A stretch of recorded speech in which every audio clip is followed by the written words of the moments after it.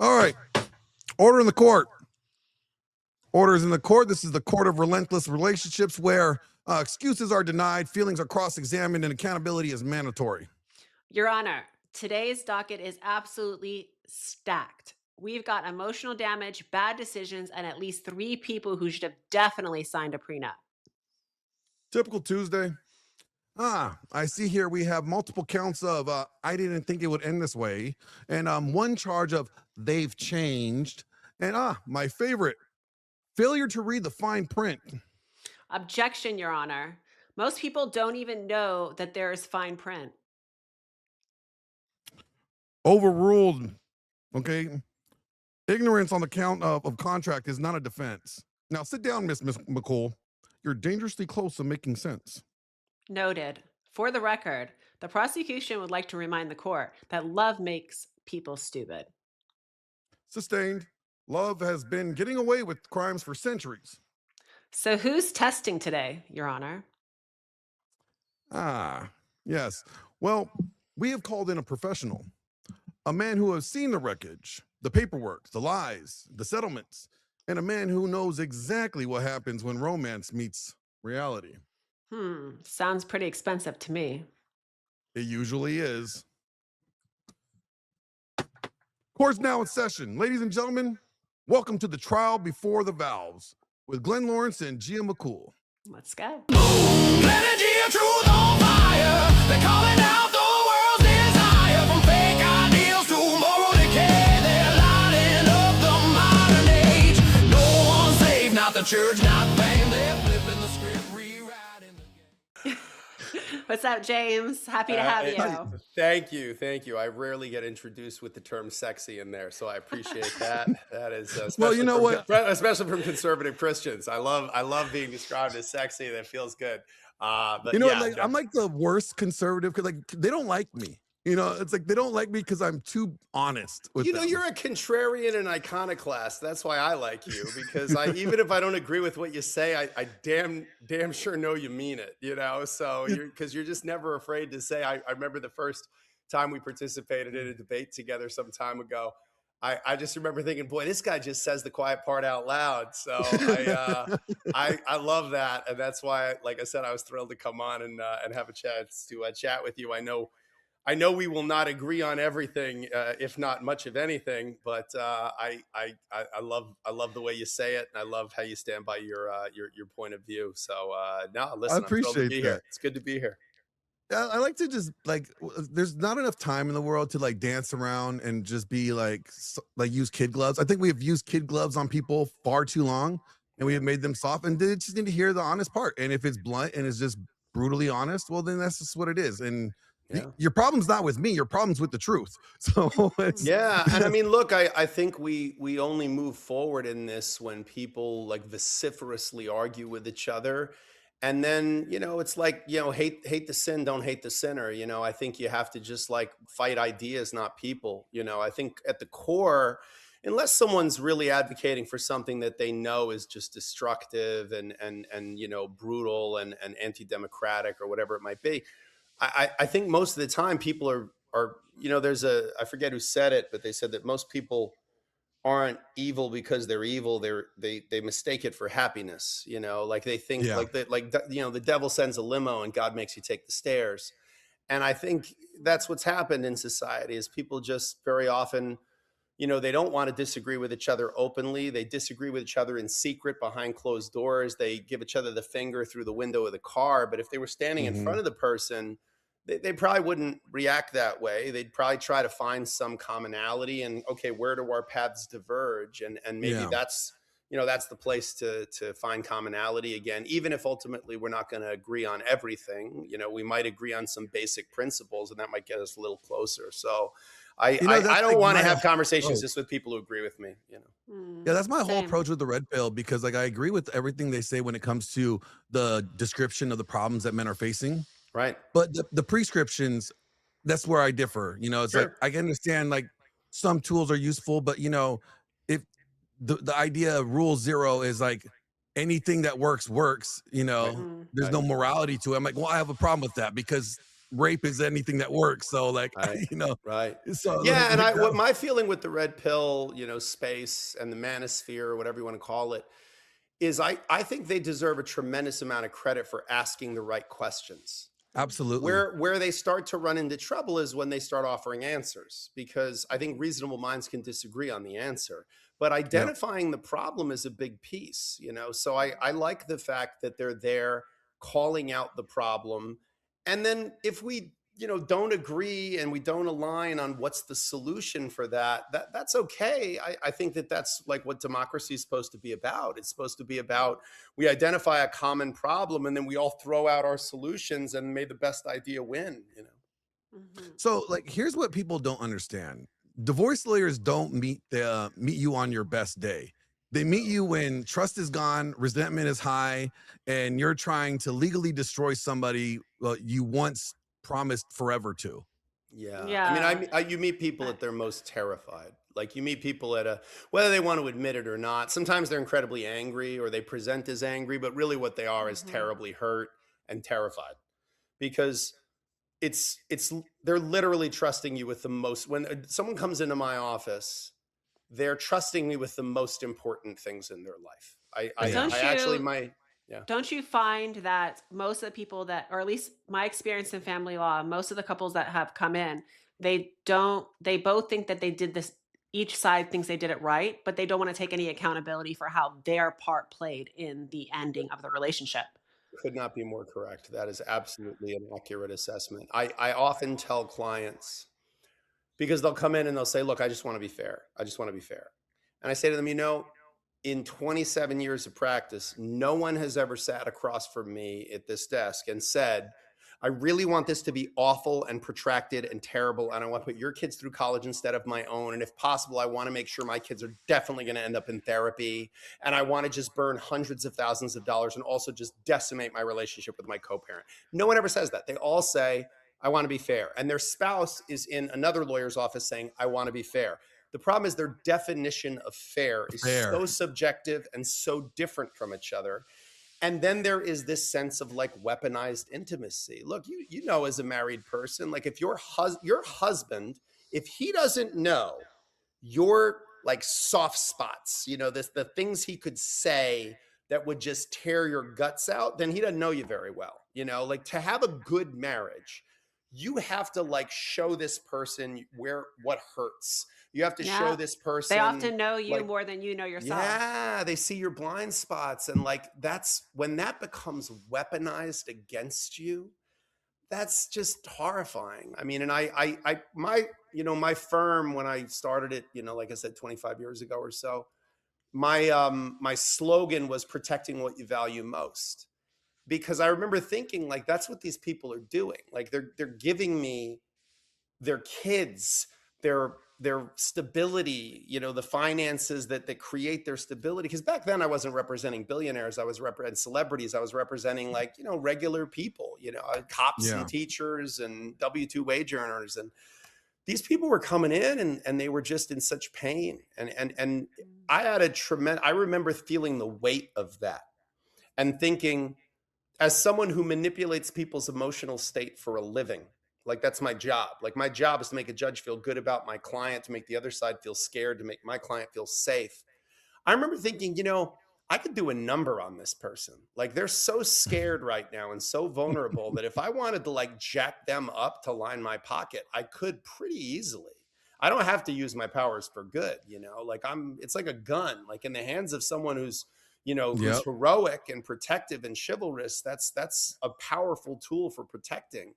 But in the hands of a villain, that's a dangerous thing that can cause a tremendous amount of harm. So I remember, my personal proclivity was to say, okay, I'm going to use this power and authority and trust in a way that's going to like serve their interests, even if they fight me on it. Like, even like Yeah. when your kid fights you when you're taking them to get, like medicine that they need at the doctor's office, or you're like, what that's part of parenting, is like, no, you're not going to like this, but you need to do this, and You're gonna that's Yeah. how hate I me. You're feel. gonna hate me today, but you're gonna love me tomorrow. I, Yeah. I remember looking at my now 28-year-old, also a lawyer son, when he was like 13.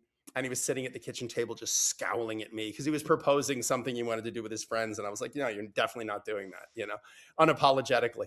And I remember him just staring. And I remember saying, buddy, like, you're entering years that if you don't hate me once in a while, it means I'm a terrible father.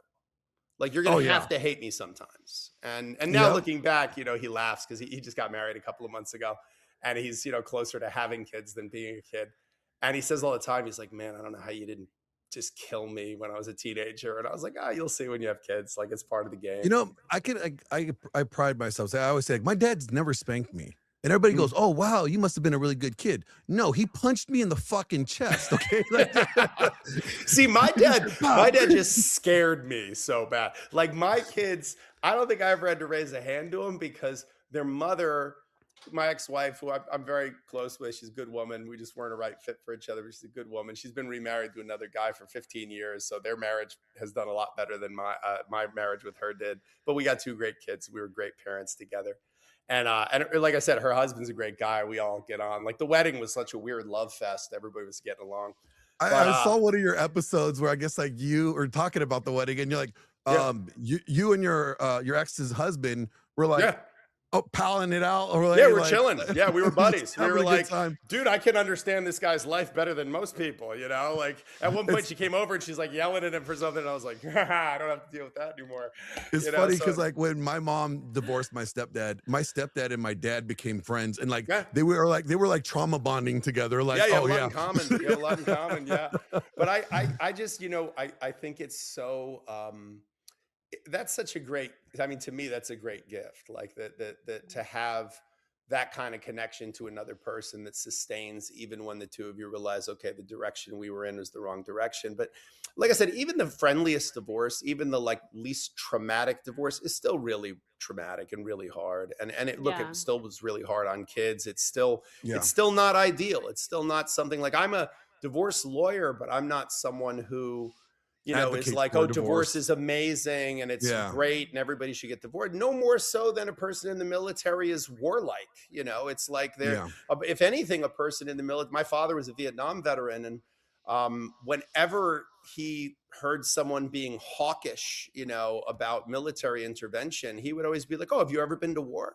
Like, have you lost friends? Like, because my father, there were 5 men in my parents' wedding party, and 4 of them died in Vietnam. My dad graduated from the Naval Academy in '66, went to Vietnam for 3 years. So, my father took war very seriously because he'd been through it and he lost people through it, and many of his closest friends. So he was never a warlike person. He understood the weight and gravity of that experience. And so I think the same thing as a divorce lawyer. Like, I spend a tremendous amount of my time trying to pivot people in the other direction. I've written, 2 books on the topic, and a lot of my public speaking is about how to not end up in my office.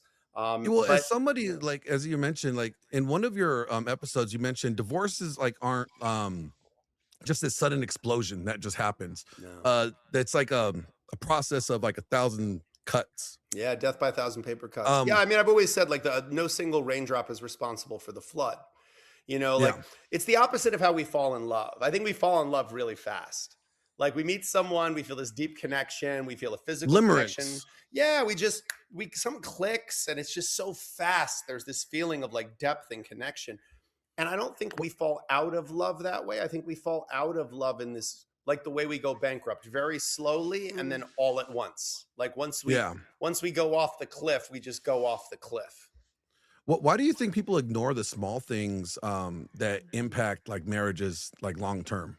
The same reason why I think people gain weight so easily, and that is it's lots of little tiny choices, and none of them individually seems like that big of a deal.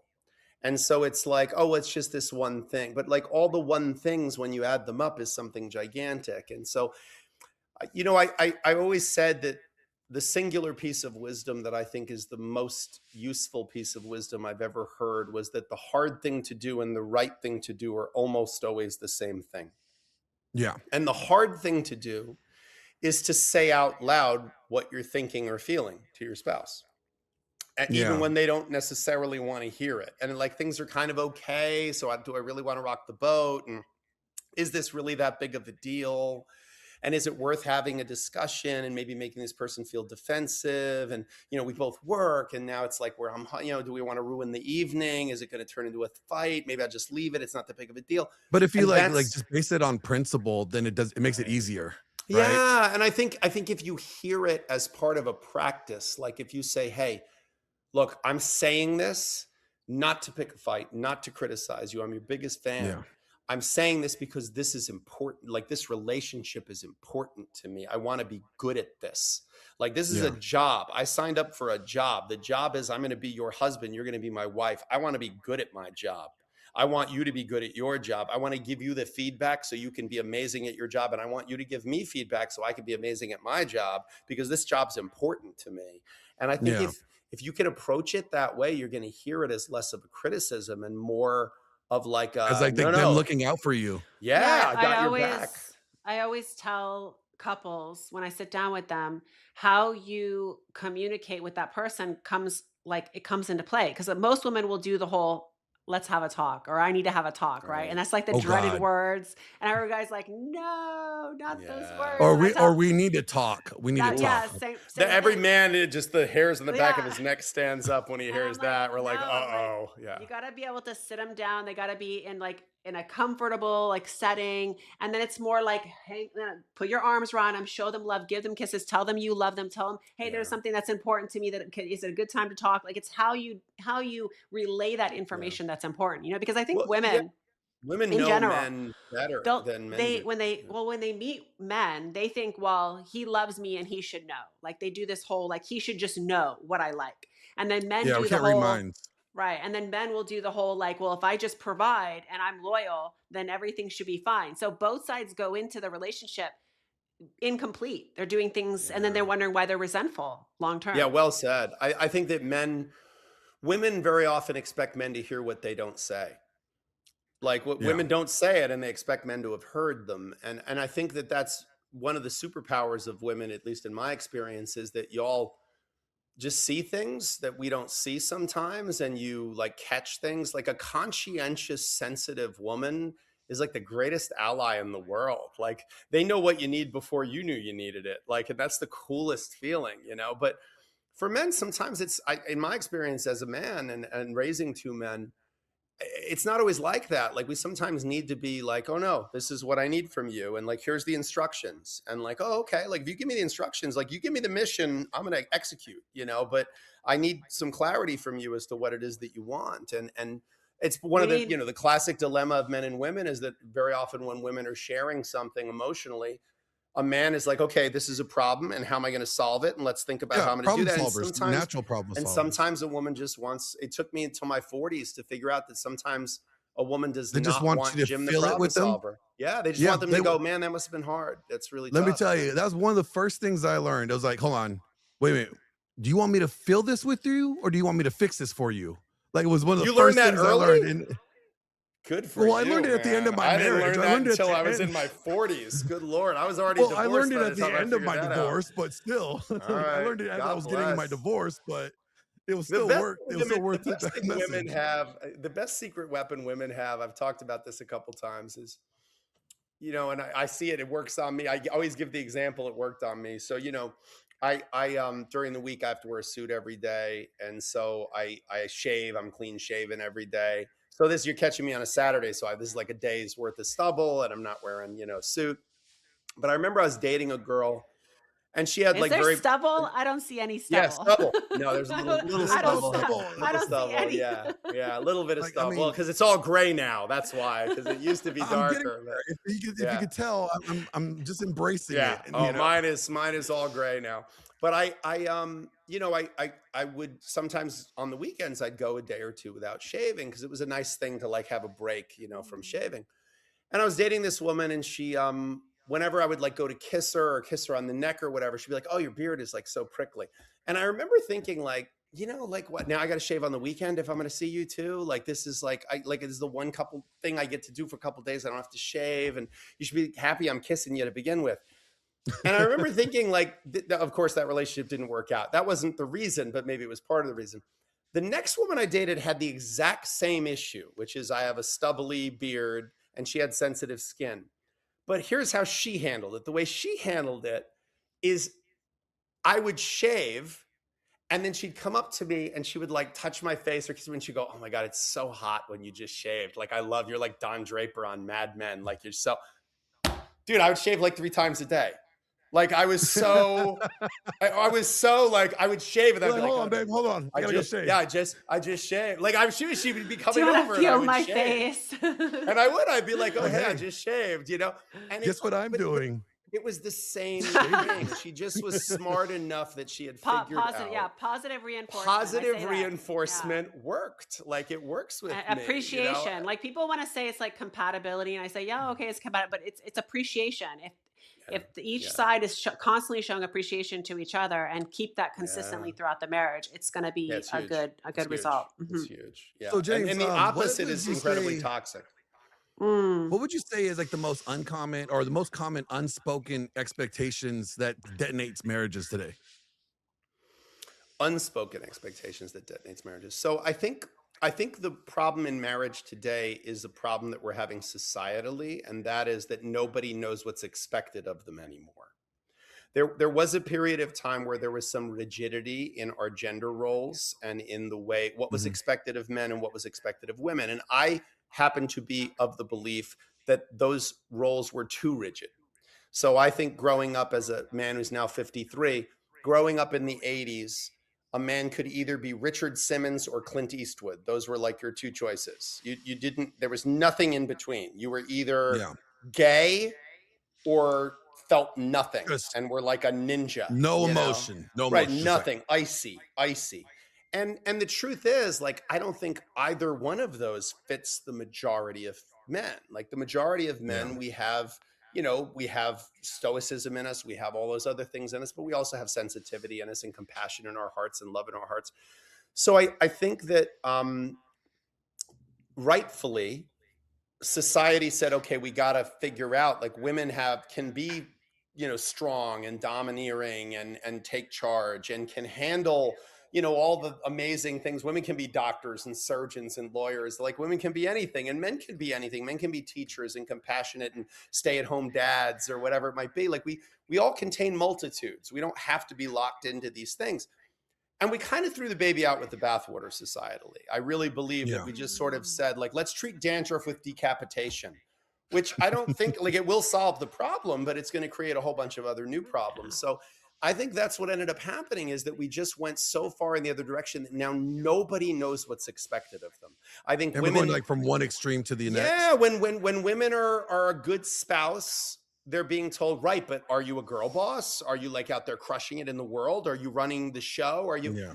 and or if you're running the show and you're a CEO and you're okay, but yeah, but are you a good mom, a good wife? Are you good at home? And if you're a good wife, are you being submissive to your husband? Because that's terrible. You should never be that. And, you know, but also don't be too domineering of your husband. So it's like everyone's just going, I don't know what I'm doing, but I know I'm doing it wrong.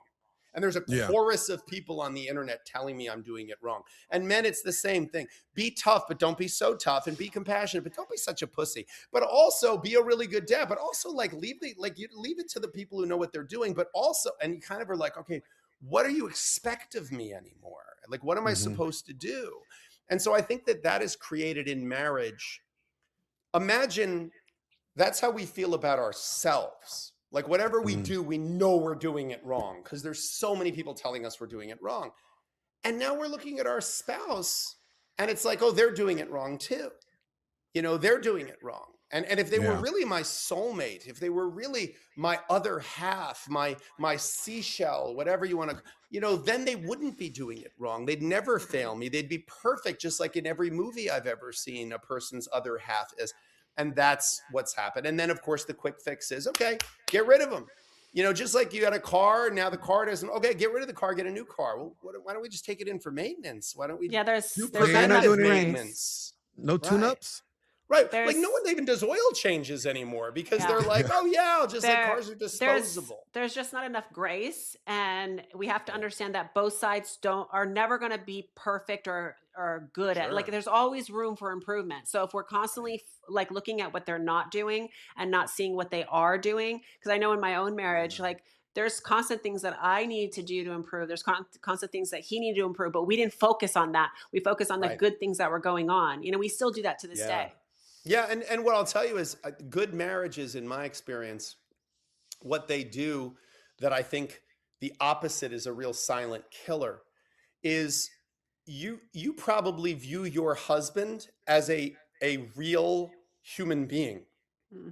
and real man and compare him to other real men who you meet or know of, as opposed to comparing him to an imagined ideal in your head. Right. Mhm. Like, because I'll tell you right now, if I compare my romantic partner to an imagined perfect woman in my head, I guarantee she's going to disappoint me, Yeah. because an imagined perfect person in my head, like I remember one of my younger son saying to me when he was in his like late teens, early 20s, and we were kind of, banging into each other the way that you do.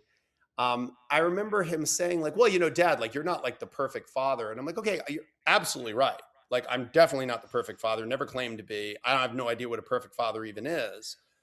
But are you comparing me to like actual fathers, or are you comparing me to like an imagined perfect father in your head? Because I'll tell you right now, if I compare you to my imagined perfect teenage son, you fall very short. Like I can tell you all about my imaginary perfect son. He's really good at Brazilian jiu-jitsu. There's so much about him. He's so great. And you fall very short of that mark. But the truth He is, knows how like, to like put his clothes in the right. hamper. Oh yeah. He You know? comes home every day and is like, Dad, it's so great having lights on. Thank you for paying the electric bill. But the Exactly. truth is, like, look, I love you for who you are. Like, I love you for the real person that you are. And I hope that part of marriage, I That's think true. a good marriage is just realizing that, hey, look, I'm not perfect. I'm going to fall short sometimes. I'm going to make mistakes, but this person believes in me. They cling to the angels of my better nature, and they want to just keep believing in me and loving me. And I to me, like that kind of connection to someone where I don't have to be perfect, Yeah, and they Yeah. for don't this they don't give up person. on you. I think that's the most important. Yeah. They keep trying. Like if you can Yeah. go, this is why I say people avoid the hard conversations, right? They Yeah. avoid them, especially up front, like before they even go in. Yeah. And they do it because they think they're going to kill the desire, which technically, yeah, you will kill the desire because much of what people do when they have desire is on fantasy. It's not on reality. Sure. Sure. Right? So Sure. as soon as that girl or that guy that you have this illusion of what you think is perfect comes in and starts asking you real questions, all of a sudden it's like, Yeah. whoa, this is like real Yeah. issues. These are things I have to really deal Yeah. with. Maybe they're not so perfect after all. And then we Well, start to it's make Yeah. like up those. finding out. It's like when you find out the girls actually take shits and they stink. Like you're like, oh Right. my God, You you're Right. had to not go there. Right. perfect. You had to Right. go there. Right. Yeah, but you know what? Here's what I'll say is I do think that there is also like a depth of connection that comes with recognizing that, like, hey, look, Mhm. like we can be different things to each other at different moments in the relationship. Like Mhm. there's a time, like I've always, thought like one of the things that's great about like, like physical connection with a woman is that like you don't have to in bed be who you are in real life. Yeah. Like in real life, you might have the most equal relationship in the world, but in bed, you might like to get kind of thrown around, or like whatever. Like, because who you are in real life and who you are in relationship and in different Mhm. aspects of relationship don't have to be Have to exactly be the the same. same. No. Like Right. I'm a very strong, dominant guy, but there's something about like when I'm sick about having like the woman in my life like be kind to me and take care of me and get very kind of maternal with me, that feels Yeah. so lovely, and so I'm so grateful for that. Well, Now, yeah. if So you especially tried when to we get do the that man energy to flu, me, exactly. Well, because listen, if I get a cold, this I'm is like the man every flu. other We're man. dying. Oh, I'm dying. We're on 100%. deathbed. We're on our deathbed as soon as we get the 100%. sniffles. Okay. If I get the sniffles, I'm dying, and you don't understand. But the truth is, like, if a woman related to me with that maternal energy in the day to day of our relationship, I would It'll hate be a it. I problem. would It'll be hate a it. It would be problem. a real Yeah. problem. I would feel like, no, this is not your role. I don't like that. It's not how I am. I'm a problem solver. I like being kind of dominant and chivalrous. But again, you don't have to be in every aspect of relationship exactly the same. There can be in this moment, I'm going to be very gentle with you. In this moment, I'm going to be a little heavier with you. In this moment, I'm going to be corrective of you. In this moment, I'm going to be nothing but sympathetic and empathetic to you. And I think good relationships, there's just room for that whole palette. There's room for that Yeah. whole thing. And we know that. We know that because if you have kids with somebody, you know that like there's times when they're mom. Well, you're also Yeah. like having sex with that woman. So like you're like she's capable of being both your romantic sexual partner and a mom. And their Like, mom. and there's Yeah. nothing incompatible about those things. In fact, it's like really lovely that someone can be both of those things. This guy can Yeah, be wear a different hard hats. charging man, and he can Yep. also be a kind, like I watch some of the dudes I do jujitsu with who could snap your neck with their thumb. And they're with their daughters and they're like making pigtails and watching videos on YouTube about how to do a particular hair thing. And there's nothing makes that they're not less masculine for that. If anything, they're more. It's like, dude, So you're not insecure at all, you know? since you're big in Brazilian jiu-jitsu, do you know who Big Mike is with the red Big the handlebar ref. mustache? Oh, Yeah. yes. Okay. He trains at the gym right down the road from me. Like literally, it's Oh, at, is that at the corner of my house. And I right used to on? roll around with him before I had knee surgery. And he's one of the nicest guys, sweetest guys you'll The meet. big But dude. he'll kill you. He'll kill Yeah. you. Like we would go Yeah. lift Yeah. together. Like Oh yeah. he'll still Oh kill yeah. you. Oh yeah. Some of the But you know, some of the guys I train with are, you know, special forces, some of them like FBI SWAT, some of them are, you know, they're just murderers. And but they're just like they got nothing to prove. They don't well, it's flex kind on of like what Mad Dog anybody. Maddox would say, right? Like be Uh, polite to everybody, but have a plan to kill everybody. You But know, like these guys too, like you scuff their shoe in a bar or you like, you know, they don't like bump care. into them. They're like, yeah, they let it go. They don't, because they got nothing to prove. Like they don't have to Yeah. prove they're tough. They know they're tough. Like real rich people don't have to flex their wealth. Real tough people don't have to flex how tough they are. Like they know it and it's fine. They don't need to put on a show about it. I've always said it in my own career that like the lawyer who does the like, well, we'll see you in court. I'm like, yeah, it's empty barrels make the most noise, man. Like that's not the lawyer that scares me is when I go, well, I guess we're gonna have to try the case. And they're like, yeah, I guess so. You know what? Good. Let the judge, you know, like have to earn their money for a change. Anyway, how's your family? Everybody's good. And I'm like, oh shit, this guy's not the slightest bit afraid. Like he's just, yeah, we're gonna try the case. Let's go do it. Like he's not even afraid, you know? And so So to me, that's more impressive. oh yeah, like now we're gonna take it to places where most like relationship conversations don't like to go. Um, they don't like talk about sex, and we're gonna get into it. All right, so sex is not a side issue. You know, it's a pillar in Sex is relationships, the right? glue. Sex is the And glue. and when that cracks, like the whole structure just shifts. 100%. Wouldn't you agree? 100%. Yeah, like there's a I think like women weaponize sex. Like I always talk about this in my tweets and whatnot. And then men weaponize incompetence. Like when they're not Mm, getting the sex, then they're like, well, I can't do this for you, right? So each mm, side kind of does it, and then they call it boundaries. But I mm. don't know. I don't know. What do you think about that?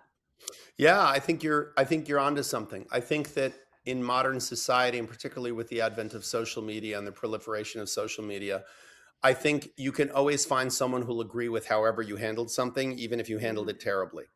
So when a woman gets on and says, "Well, I'm not giving him sex," instead of saying, you know, is that really going to solve the problem, or is it just going to like add darkness to a night already devoid of stars? You know, instead it's like, you go girl, yes, you know, and that's not Yeah, helpful. Like what's it's true. helpful is not having a Greek chorus of people agreeing with your misguided point of view. It's actually better to have people around you push back a little bit and Yeah, go like, is that really going absolutely. to accomplish what you wanted to accomplish? And you know, I think there's no shortage of reasons why we all don't owe each other anything. Yeah. Like I'm sure I could look at your day and deconstruct it Mhm. and say, here's why your husband owes you a thank you. And I could look at your husband's day and Say the same. deconstruct it Yeah. and say, here's why she owes you a thank you. Yeah. And then both of you could walk into the room with a sense of entitlement and a sense Yeah. of like, yeah, you better be nice to me. Like, look at what everything as opposed to It's a entering it with a mindset. sense of, you know what? Like, I'm grateful. I'm grateful That for gratitude. everything you've done for me today. I'm grateful for the opportunity to get to do the things I got to do for you today. And if you meet that with, damn right, I absolutely deserved it, ruin Then is you ruined around the it. corner. Ruin is Yeah. around the Mhm. corner. Whereas if you meet it from the place of, you're lucky? No, I'm lucky. I'm the Yeah. lucky one. Like, then there's just this sense of like, oh man, like Appreciation. we are thick as thieves. Like we have Yeah. each other's back. Like if I look out for you and you look out for me, we're all both being looked out for. Well, see, that's what I have said numerous times. That the biggest problem that I noticed in relationships, something I've learned in my own failed divorce, was that once we started thinking about what I'm not getting, my needs, and start individualizing it rather than asking the question, "Am I meeting their needs?" If Yeah. if my job is to meet their needs and I'm just focused on meeting their needs, and their job is to focus and meet my needs, then we're not worried about what we're not being met. We're so Right. focused on making sure that we're doing, what we're supposed to do for each other. But I Yeah. will say this, and I think you agree with me, like, and men, listen carefully. Begging for sex kills desire and attraction. 100%. 100%. All right. 100%. You Bargaining shouldn't for have to desire beg is for sex. humiliation. Yeah, I No. mean, listen, I've said it before at the risk of being too profane. A blowjob you have to ask for isn't a blowjob. Like, Yeah. like it's just not. Like it's not like anything a person. If a woman says to me, "Do you think I look pretty?" Even if I say yes, you do, it does not hit the Yeah. same as if I walked in the room and I went, "Wow, God, you look good. Boy, I've got the prettiest girl in my life." That hits because Hmm. you didn't have to ask for it. Like, and of course I understand, like if your partner isn't giving you compliments and you need them, or your partner's not giving you sex and you need it, then yes, you ask for it. Okay, I get that. But once you've asked for it, it's kind of already ruined. Like what you get Yeah. is going to be like the NutraSweet version. It's not going to be sugar.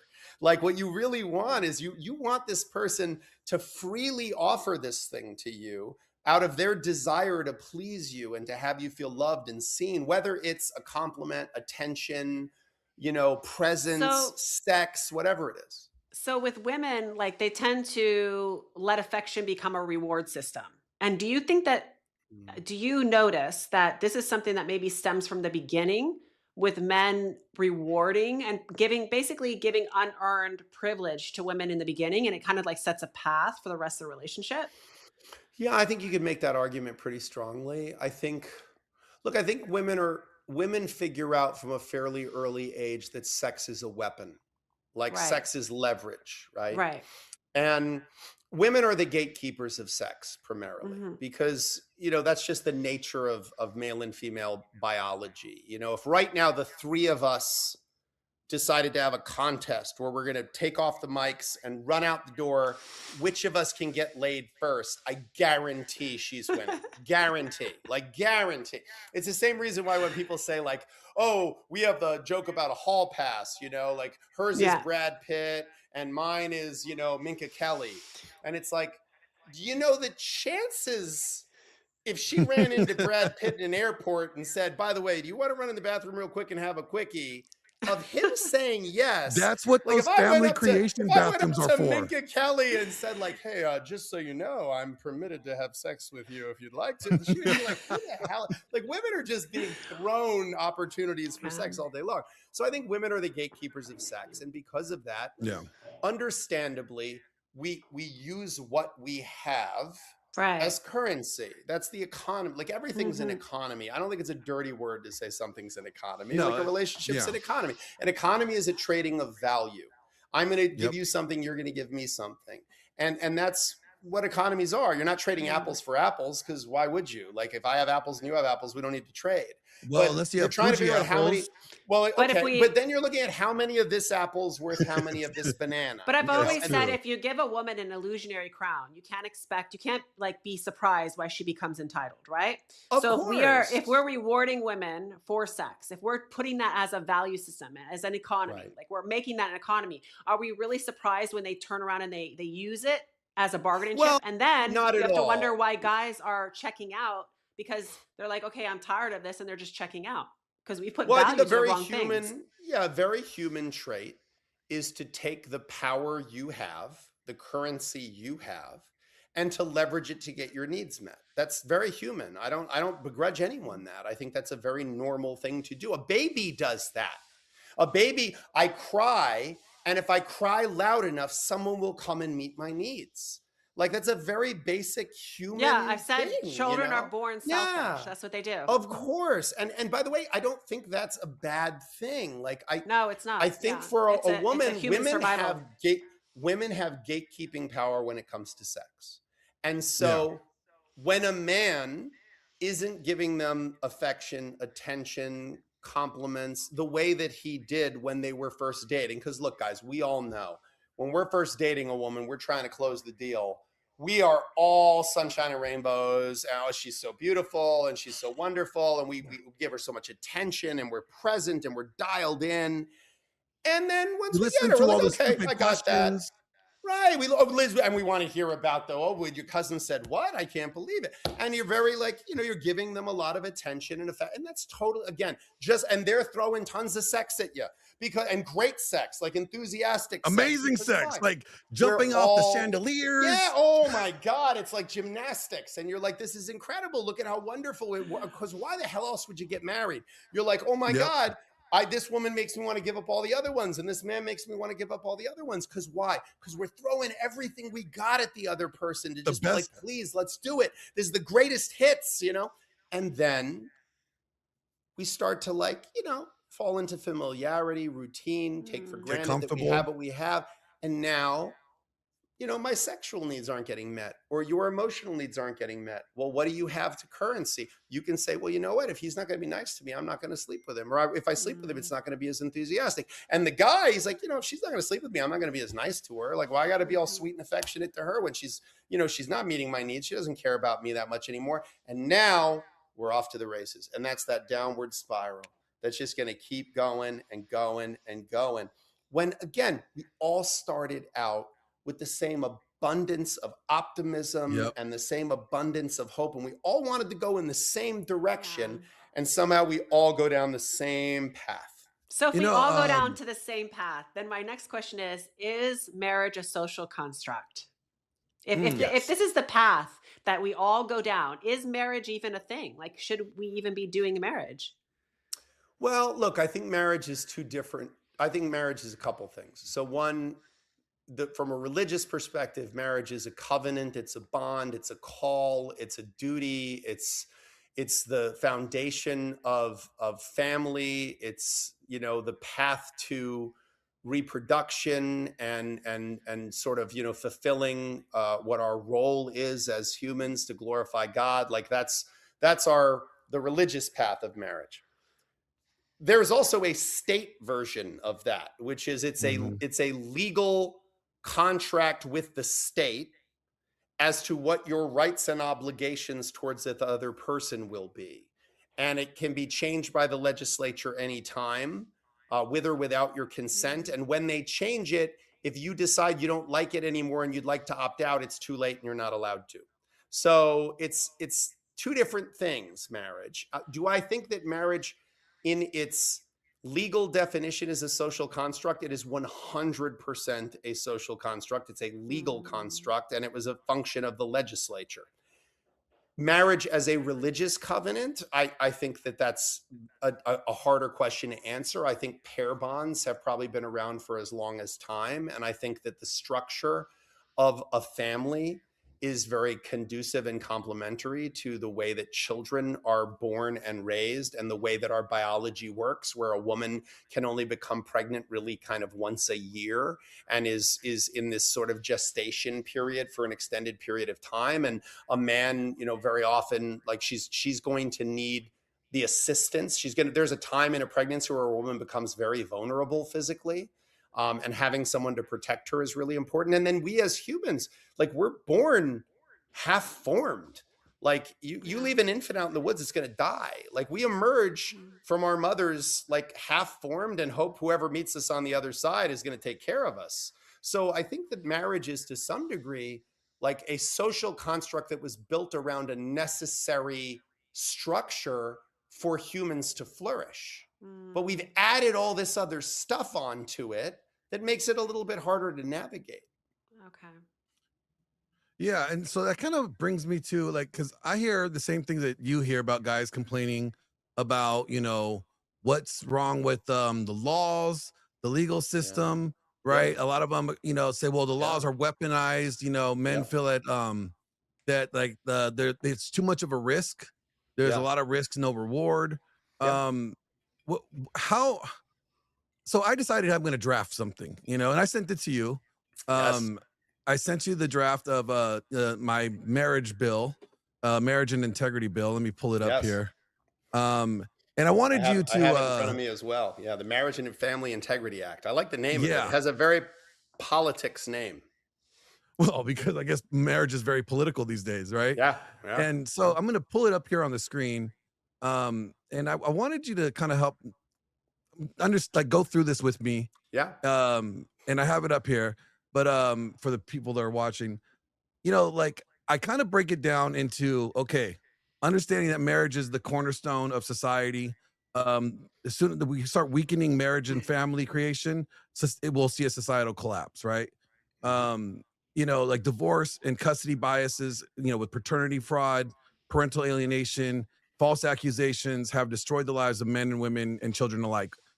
Would you say like that is something that you experience a lot in court, like those Yeah. things? Yeah. So far, both of these premises I completely align with. I think that family is the cornerstone of civilization without question.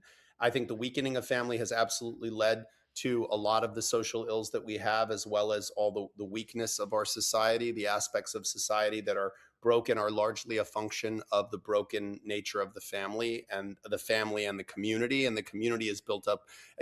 I find it very entertaining that people claim to love America but seem to hate Americans. And Yeah. so all America is just a bunch of Americans, and all America is just a bunch of families. So like families build communities, communities build states, states build our country. So you really have to be bought in, whatever your political ideologies are, you have to be bought into the idea of the family as the cornerstone. But Now, this in next one, like the next yeah. bullet point, where it talks about no fault divorce doubled the divorce rate after the introduction in 1970. Now, Mhm. I have learned now since I wrote this, and because it goes into the next bullet, women initiate 70% of the Yeah. divorces. Um, from your own show, like I forgot Yeah. whose interview it was. Yeah.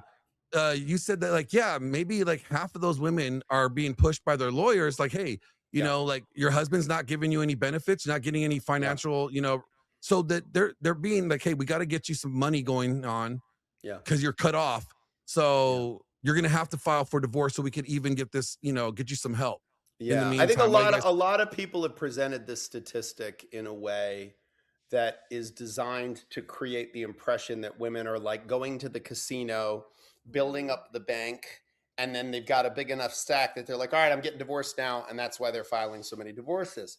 And I think when I was on Daily Wire with Matt Walsh, he and I were supposed to be debating about marriage. We ended up just having a very civil conversation because he surprised me by opening up and saying he agrees with most of what I have to say, which was sort of disappointing because well, I thought we were going to have an because argument. I But was the there truth like is, before women that are with yeah, women Pearl. are I was there that's with Pearl right before sure, that, sure, yeah, when she and had look, that sit down with Michael Knowles.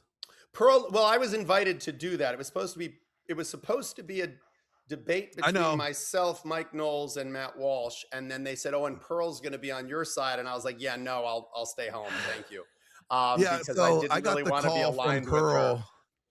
I got the call from Pearl asking me if I would be her producer out there with her in Nashville. So she flew me out there and I helped her Yeah, produce like the show and help her with her talking yeah. points and stuff. Yeah, You know, yeah. I was surprised at how well done the segment was. It was the first time that they had done something like that. So I wasn't yeah. sure what it was going to be. And when they said, oh, we're going to do it like a 2-on-1 and you're going to be on side with Pearl, I was like, yeah, I'm very picky about who my like debate partner would ever be. And I just don't know Pearl well enough. And what I'd seen of her, I kind of wasn't sure who she was in terms of her qualification to be talking about the subject. And so I just opted out of it. And I thought, okay, I blew that opportunity and that's okay. It's not the end of the world. I was a fan of Matt Walsh. I've always been a fan of his work. I think he's very entertaining. I don't always agree with him, but I find him very entertaining. And I agree with quite a bit of what he says. And when I got a call from them saying, oh, do you want to come out? We'll fly you out and you can have Yeah. this debate with Matt. I was thrilled. And I do have to say, that was one of the best media experiences I've ever had. Daily Wire was Yeah, it was one a of good the show. most professional productions. courteous to the core. Like they could not have been Did nicer. you did they have you stay at the Bode? You know, I actually flew in that morning and did the Okay. show and then flew home. So They I put us was up in the Bode. Really okay. nice, like, hotel, like, downtown, like, right by I front will by, tell you, Broadway. they put me in a room when first of all, they knew I was a fan of Matt's show, so they said, "Oh, do you want to sit in the control booth and watch us record the show?" And I was like, "Hell yeah, I do." And they just let me sit there, and we had like a great time. Like they were super friendly to me. And then when we did a lunch break, they brought in like a catered lunch. It was one of the Yep. best turkey sandwiches I've ever had in my life. And then we recorded the segment, and it was super fun, super friendly. Like I said, everybody in there was a professional, super nice. But again, I mean, what we ended up talking a lot about was this idea of no fault divorce, and is it really to blame? And are the fact that women are initiating these divorces a function of the fact that women are like using marriage to their own means and then cashing out? And I was because my professional experience has demonstrated to me that, of course, that does happen sometimes, but the majority of the time, it isn't that. It really is that, you know, uh, women very often commence divorce actions because their husband has left. They like he went out for milk and never came back, or he left for his secretary, or he whatever. And then they go, okay, look, he stopped paying the mortgage, and the kids are living in the house with me, and what am I going to do? Like the house is going to go into foreclosure. He's the breadwinner.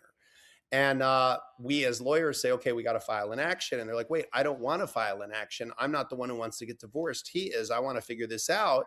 And I have to explain to them, look, you, to get you the financial relief that you desperately need to prevent your house from going into foreclosure and your kid from getting kicked out of the private school that they've been going to since, first grade, I need to file a divorce action. And so it creates a problem, because then very often too, men have the temerity to then go, I can't believe you filed for divorce. And it's like, wait, she didn't file. Like she filed, but like you killed it and she buried it. And you're getting mad because she Yeah, she buried it? buried it, like, Like yeah. you So killed it. the system basically like benefits off the chaos, basically. 100%. 100%. I mean, listen, I Now get paid for the fight. I don't get paid to not fight. So that's why it's hilarious to me that I spend half the time, like I spent half the day today, and it's Saturday. I spent half the day on the phone with a client trying to talk him out of filing a motion. Now, if I file that motion, I'm going to make $10,000-$20,000 in drafting, filing, and arguing that motion. And I'm trying to talk him out of it because I think long term, it's like he's fighting over this little tiny point and kind of losing, like focus on the big picture items. And he's got the money, so he doesn't really care. But there's this part of me that's like, come on, man, like think clearly about this. I want you to, Yeah. like, 5 years from now, when you're done with this and you're in your post-divorce life, I want you to go, you know what, Jim could have taken tremendous advantage of me and weaponized my anger, and he didn't.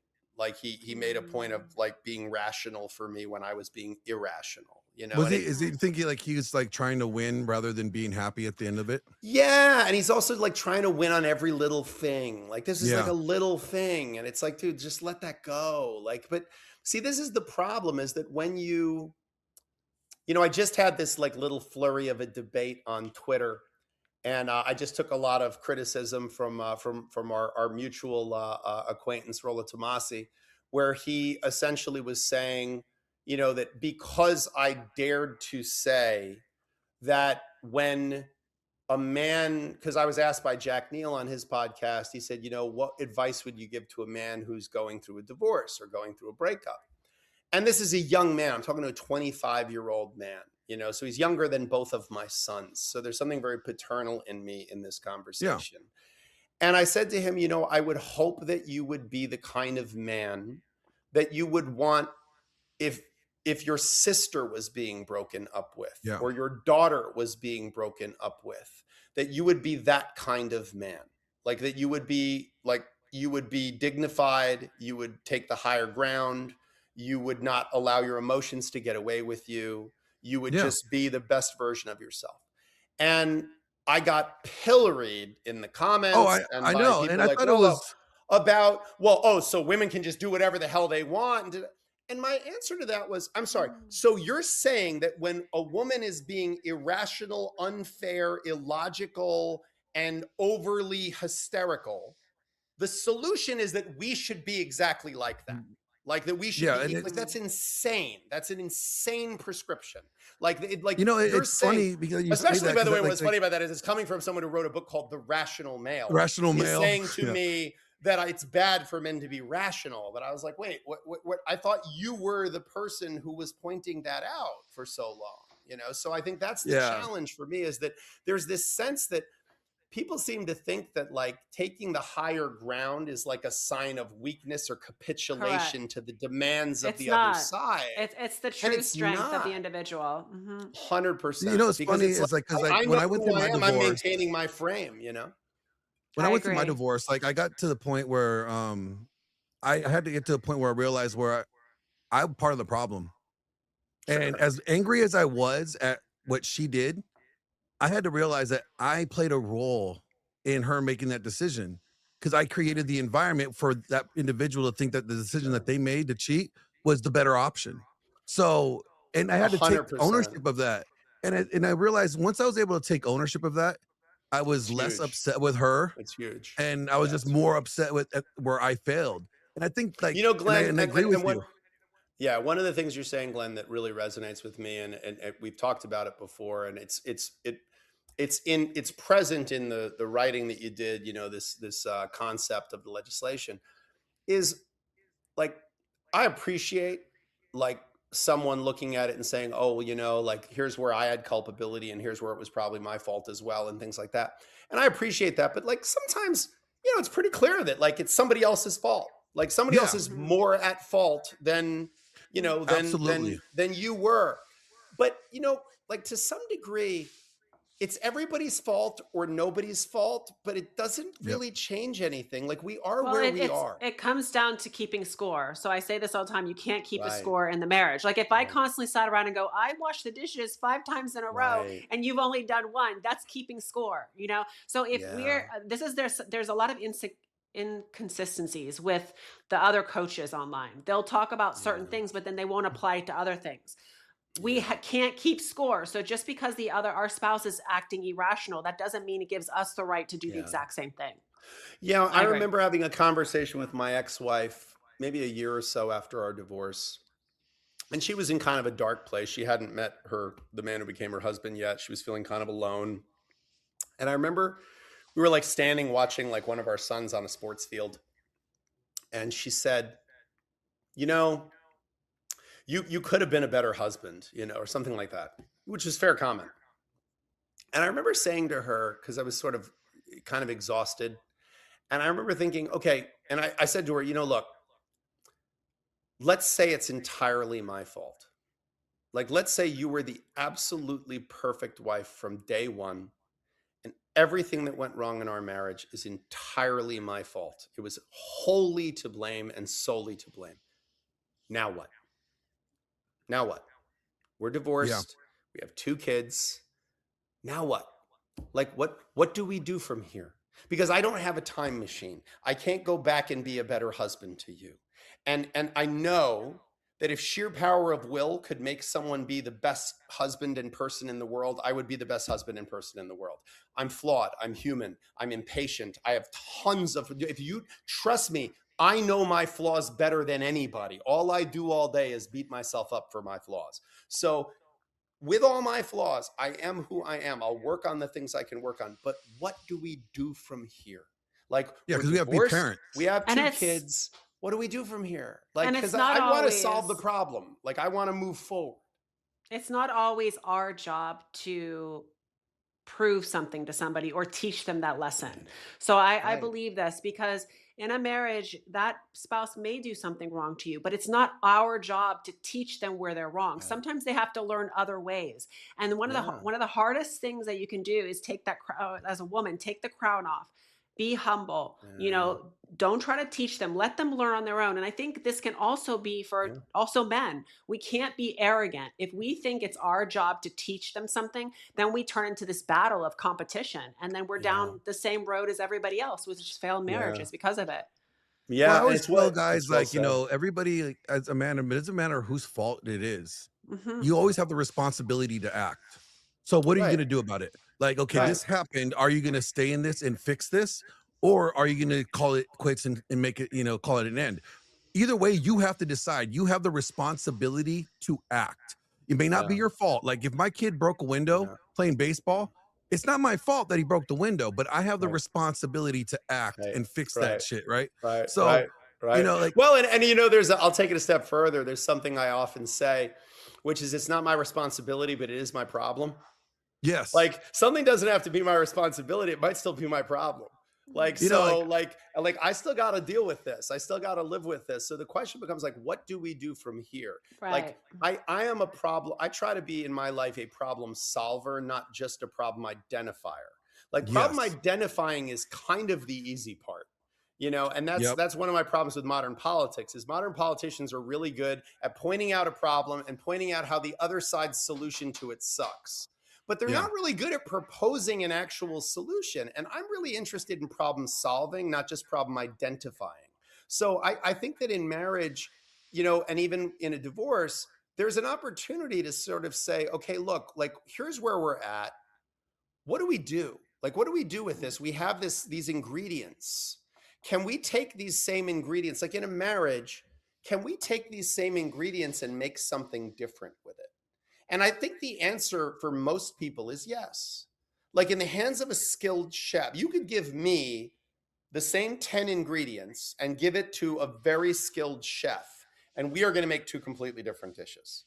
You oh, know, absolutely, and so when someone says to me like, well, you know, like the same ingredients, you can't make something different, Mhm. it's like bullshit. You absolutely can. In the hands of someone who is paying close attention, has the right tools, has the right training, or is being patient and thoughtful, or following a recipe, you can actually accomplish something. Whereas it's so easy to just go, well, it's the ingredients, it's the ingredients. It's not the ingredients. It's not the ingredients. Mhm. Sometimes the same ingredients can be combined in different proportions to make something far better than the thing it was. That's why I think people give up so quick on marriage. They just go, well, we have the wrong ingredients. I don't have the Well, right person. because they're going by what was. And I say this all the time, like Right. we are not going backwards. We're not going to go back into 1950s. Women are not going to be stay at home. Like that's That'll not never happening happen. anymore. So That'll we never need happen. to now take the best of what was and the best of what is, and yep, we need to make Right. it work per couple because it depends on the couple. I talk to millions of couples and they have different, yeah, each one has like a different structure in their relationship and it works Right. for them.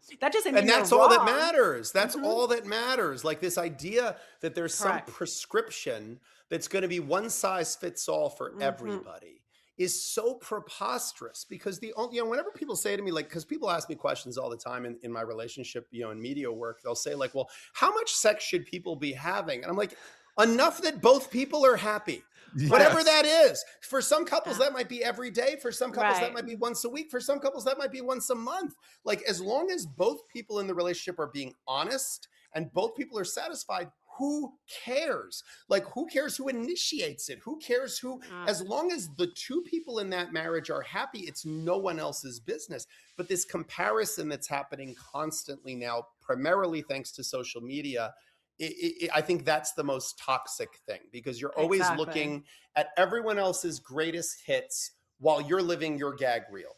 And you're Exactly. looking at your phone, not when you're having a wonderful time and a wonderful day. You're looking at your phone when you're bored or on the toilet or in the subway and unhappy. And, Right. and then you're looking at everyone's greatest hits and filtered, curated best photos. And Yeah. of course, you're going to feel like, okay, my life sucks compared to theirs. yeah. Exactly. It's funny because like my mentor, you've met him. I think he was on the first episode that we did because we first did an episode without Andrew the day before All that right. Saturday on Rule Zero. Yeah. And so you met Thor then. I mean, Oh, Thor has yeah, passed sure. away. Thor. Yeah. Yeah, he was my mentor. Very And he bright wrote guy. the book a Dominant Masculine Presence, and I was grateful to be his caregiver until he passed in May. Yeah. Um Yeah. and in this book, A Dominant Masculine Presence, he actually talks about like what to do about it, not like Yeah. what men should do. Like by creating this dominant masculine presence, you're not like swayed or controlled by what people are doing. You don't care Yeah. what they're gonna do. You're still gonna be you. Yeah. You still Yeah. gonna do what you're supposed to do, regardless Yeah. of what they do. That's irrelevant what they do. Yeah. Like it's just Yeah, you. I mean, I think his philosophy is excellent in the sense that he was really talking about what, in feudal Japan, people referred to as Bushido, which was like code, like a warrior's code. Like people had a Yeah. code. And if a man has a code or a masculine frame or whatever you want to call it, like there's a million terms for the same thing. But what it really is saying that, my beliefs don't require you to believe them. Like Yep. I know what I believe. I know what I do and what I don't do. I know what I agree with and what I don't agree with. And that doesn't mean I'm closed off and I'm not open to debate and discussion and reflection and revisiting my own principles and checking them and seeing, hey, do they still apply? Do they still fit? But I think there's tremendous value in like knowing who you are and what you do and what you won't do. It's one of the reasons why I think, people who have a religious faith that underpins their worldview, they have that as like a structure, like they have a strong structure. There's a book by Todd Gitlin. It was written in the late 90s called The Twilight of Common Dreams. And it was essentially about what was going wrong with America was that we don't actually like believe in anything altogether anymore. Yep. Like There's there was a no time universal where whether foundation. you were a Democrat or a Republican, when someone said, like, I'm proud to be an American, we all agreed. Yeah. Or when the flags, went, we all stood, and there was the feeling of, hey, we might disagree about all kinds of things. We might disagree on what it means to be an American. We might disagree on what the duty of an American is. But we all agree that, like, oh no, we're part of something special and something to It's be funny proud because of. that's what I've been asking people. Like, what is American culture? If you ask people Right. today what Anymore, American it's culture is, nothing. It's they don't know nothing what it is. anymore. They can't Yeah, give you it's an nothing answer. anymore because we that's the point, is we no longer have this. I think without look, a building without a foundation is going to crumble. A nation Yep. without a foundation is going to crumble. So of course it's very tempting when people say, oh, well, we should have a faith-based one, whether it's Muslim or whether it's Christian or whether it's Jewish, like whatever it should be. And look, if you look at nations that have a strong faith-based underpinning, of course, there are certain aspects of that culture that have a stronger pillar because But there they're are also built on so this many. common. But There are of course, many issues. There's a lot of issues with those too. Look, there's That's why, nothing more like, dangerous than a world that thinks that it has God on its side. Yeah, Because lots of people exactly. disagree about what it is God has to say, and reasonable minds can disagree as to what it is that God has to say. But I like the idea that America was e pluribus unum, like from many one. And the Yeah. many part isn't hard. Like the many part, you can get lots of people that think and feel and believe in different things in a room. That's easy. The hard part's the unum part, the one. Yeah. Like, how do we become one? What do we all have in common? And what it used to be is you came to this country from Italy, from Poland, from Germany, from wherever it was. You came here and you said, I'm an American now. Yeah. And I want to be a proud American. I want to bring the traditions of my culture. I want to bring the food. I want to bring the religious perspective. I want to bring the familial traditions. And I'm going to embrace that. But underneath it, I'm an American. I'm going to be an American. I'm going to join this society. I'm going to become part of this great thing. And It was that's adding value, correct. That 100%. How can my cultural background bring value to America?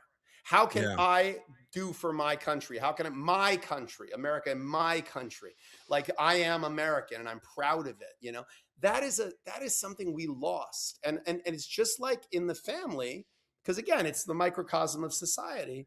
It's the same thing when you lose those pillars, that sense of like, hey, what is our common bond here? What is our common project? What are the strengths that we build this on? People wanted to work pillars, to bring business. It was all about like hard work, family, but now anything goes. Self-sacrifice. It was about delayed gratification. They had an overall objective goal was the outcome, a unified objective goal, not this individualized, what I want. Anyways, by the way, children are a great example of that. Children are a great example of that because children, for the first year or so, give you almost nothing back. They're tremendously First needy. year or so. Oh, I mean, I'm being generous, but yeah, I mean, like they really are nothing but a drain. They're incredibly difficult to navigate. But there's this sense of but that is an investment that's worthwhile, that I love it, and I want to help. I want to do the hard work of this, and someday I'm going to see a reward for this, even if that reward is just the pride that I feel in seeing, this person become a successful human being. And I funny, that's the same thing with society. You remind me of this story, like, so I tell this to people all the time. Like I always was very honest with my son, like, just very I knew where he was at, right? And I remember going like to his like parent teacher conference with my ex-wife, and she's like telling me all these great stories about him. Like, oh my God, your son is so amazing. I love his curly hair. Like he's the most sweetest little boy in class. He mentioned he recognized that Timmy wasn't in class, and he raised his hand and he asked where he was, and I told him that he was homesick. Then he raised his hand again and said, "Can we pray for him?" And like, melted my heart. And then she put like 3 papers down in front of me, face down, right? And she goes, "So all the kids have to take a standardized test, and I just want you to know, your son's amazing again." I look over at my ex-wife. I'm like, she's about to tell us that we have a dumb baby. Yeah, we're about to get hit. Yeah, this is coming. This is a praise sandwich. That's what's happening right now. Yeah. The lady's jaw is just dropped. She's like, "Oh my God, no, he's not dumb. He's just a little bit fine." And, like, I was like, it's okay. I knew he was never going to be a doctor. Like, he's mine. Yeah. Like, So that's my fault. That's probably on me. That's probably my fault. That's probably carried on the Y chromosome. Yeah. exactly. It's like having that. Something's easy about the shortcomings. Like I remember looking at my sons and being like, okay, he's not particularly good at that, or okay, he's not particularly good at this. And I think that that's part of the beauty of it, is that I think because they look at us eventually when they get into that individuation stage, as opposed to the idealization stage of childhood development. And they start to look at you and go, "Oh, okay, so dad's not great at everything." And I kind of prefer that. I mean, I think that I don't want to be put on a pedestal, So, what in the bill would you say is your main contention with? Yeah. So where you identify a lot of problems really, really well. You define certain things really well, which I think is half the battle. Where I think you start to get into challenges here is what this will look like in practice. In the law, we think in generalities, but we live in details. And so as a lawyer, I'm always looking for where would something be improperly weaponized? And so that was where my criticism of this, when I get to Section 3, which is marriage as a covenant and a contract. Yeah.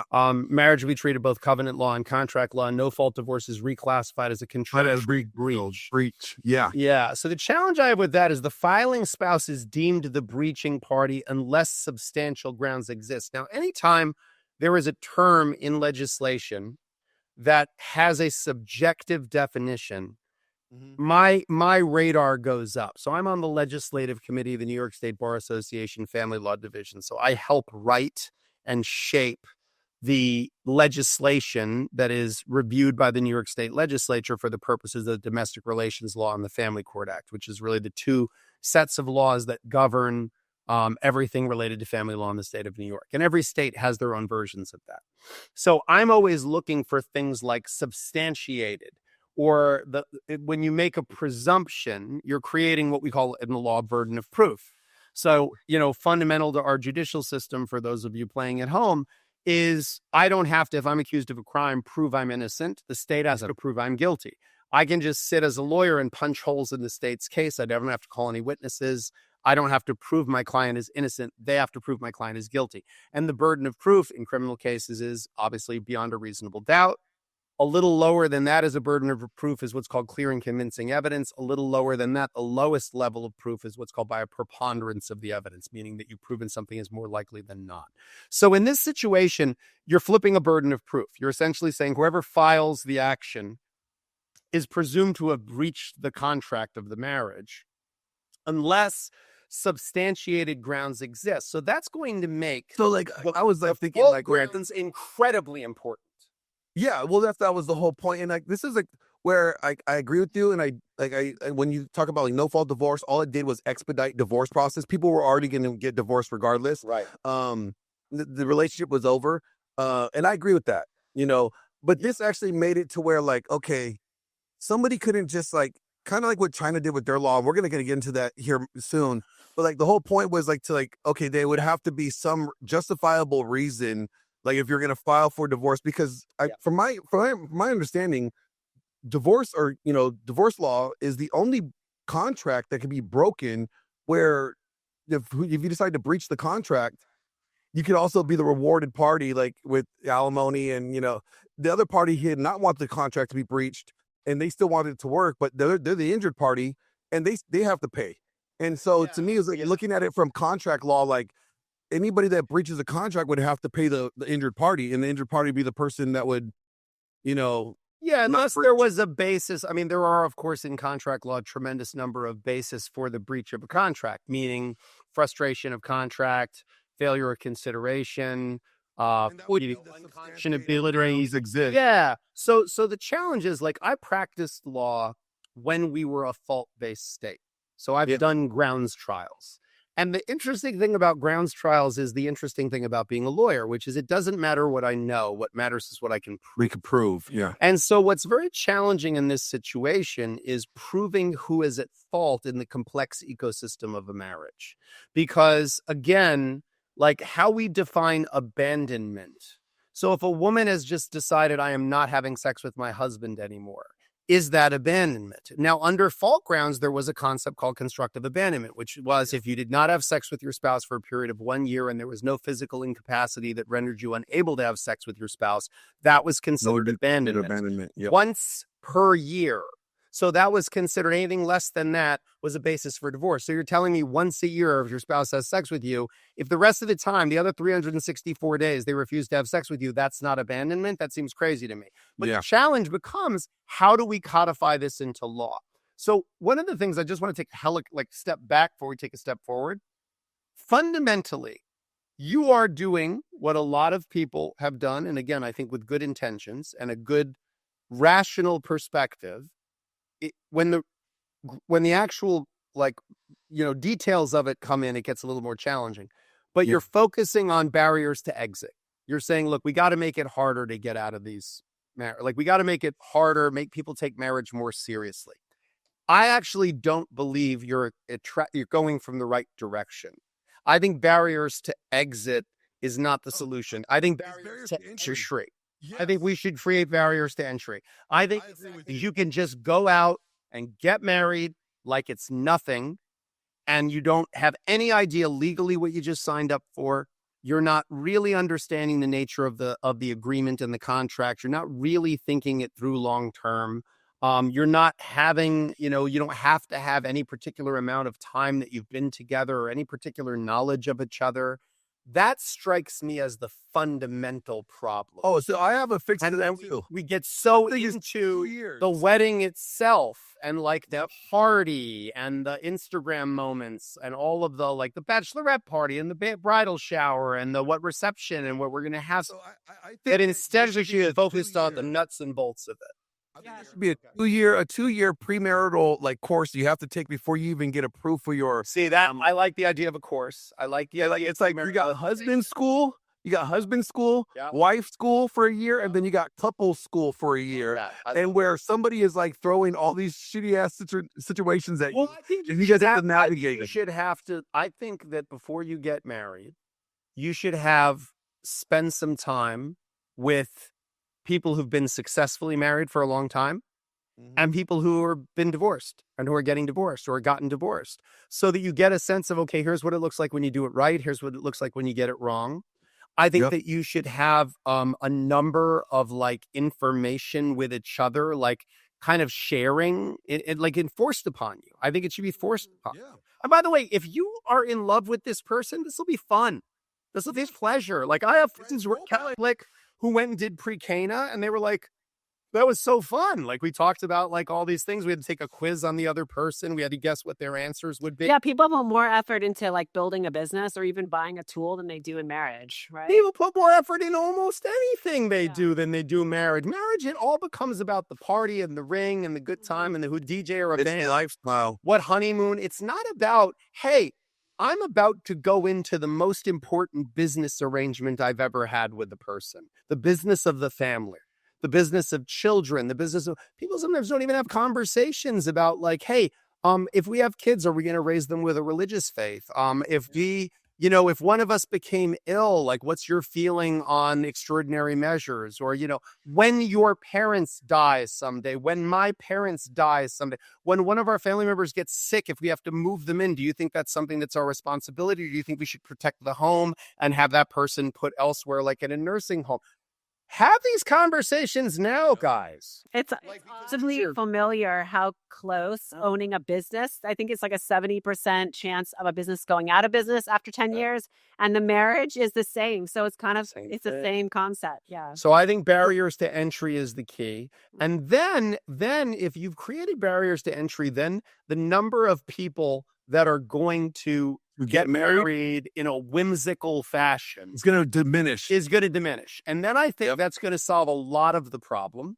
And I then agree. think, there is something to be said for considering fault in making other determinations, because one of the painful things I have to tell people is that there is no good spouse bonus and there is no bad spouse penalty.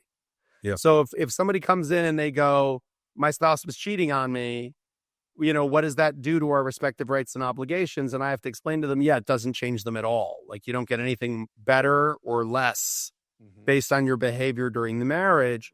That is very hard for people to fathom. It feels very unfair to them.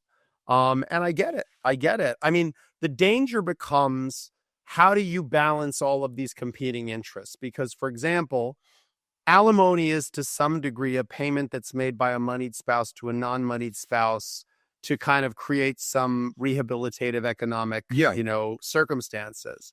It also has trickle-down effects on what a kid is going to have available to them. And look, we all know it's not a kid's fault. Like, when parents get divorced, we know it's not a kid's It's never the kid's fault. So if you say, like, well, then we're not going to give this woman child support. Okay, you're hurting the kid. You're not necessarily just hurting the woman, right? Like, divorce, I've always said that divorce is at best a knife fight in a closet. When do you think, like, child support, when do you think child support should ever be removed? Like, I think when parental alienation is present. I think the way that the law does it right now is actually pretty good, which is when you can demonstrate a pattern of significant parental alienation, you can use that as a basis for terminating. I like what they called it before parental alienation, malicious mother syndrome. Yeah.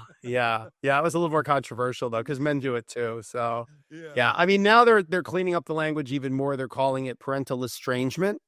And are saying that is the estrangement a function of alienation or negative gatekeeping, which are two sides of the same coin. Alienation is the active interference or frustration of the parenting relationship or the natural development of a child's relationship with a parent. Negative gatekeeping is failing to do what you could easily do to help facilitate the child's relationship with the co-parent, meaning you could have been helpful, but you decided to be something else. Yeah. So those are two very important and equally insidious things that very often are used in concert. I've had a lot of parental alienation trials, and sometimes where my client is accused of being an alienating parent and they're not.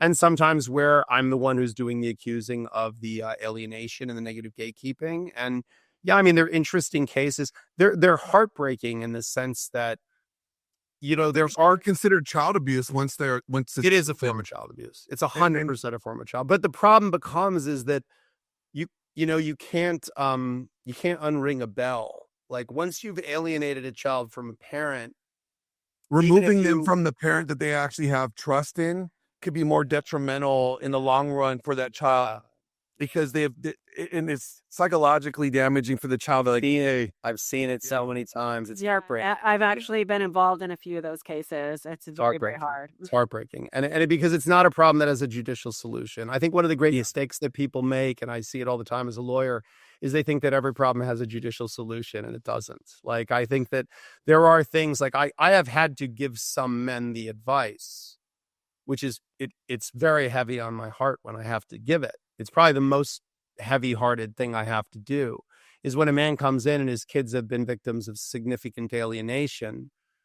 I sometimes say to them, look, there's a school of thought that would say, okay, let's fight like hell and let's try to get this and let's try to, and then there's a school of thought that just says, better off just let it go. Yeah, Walk away.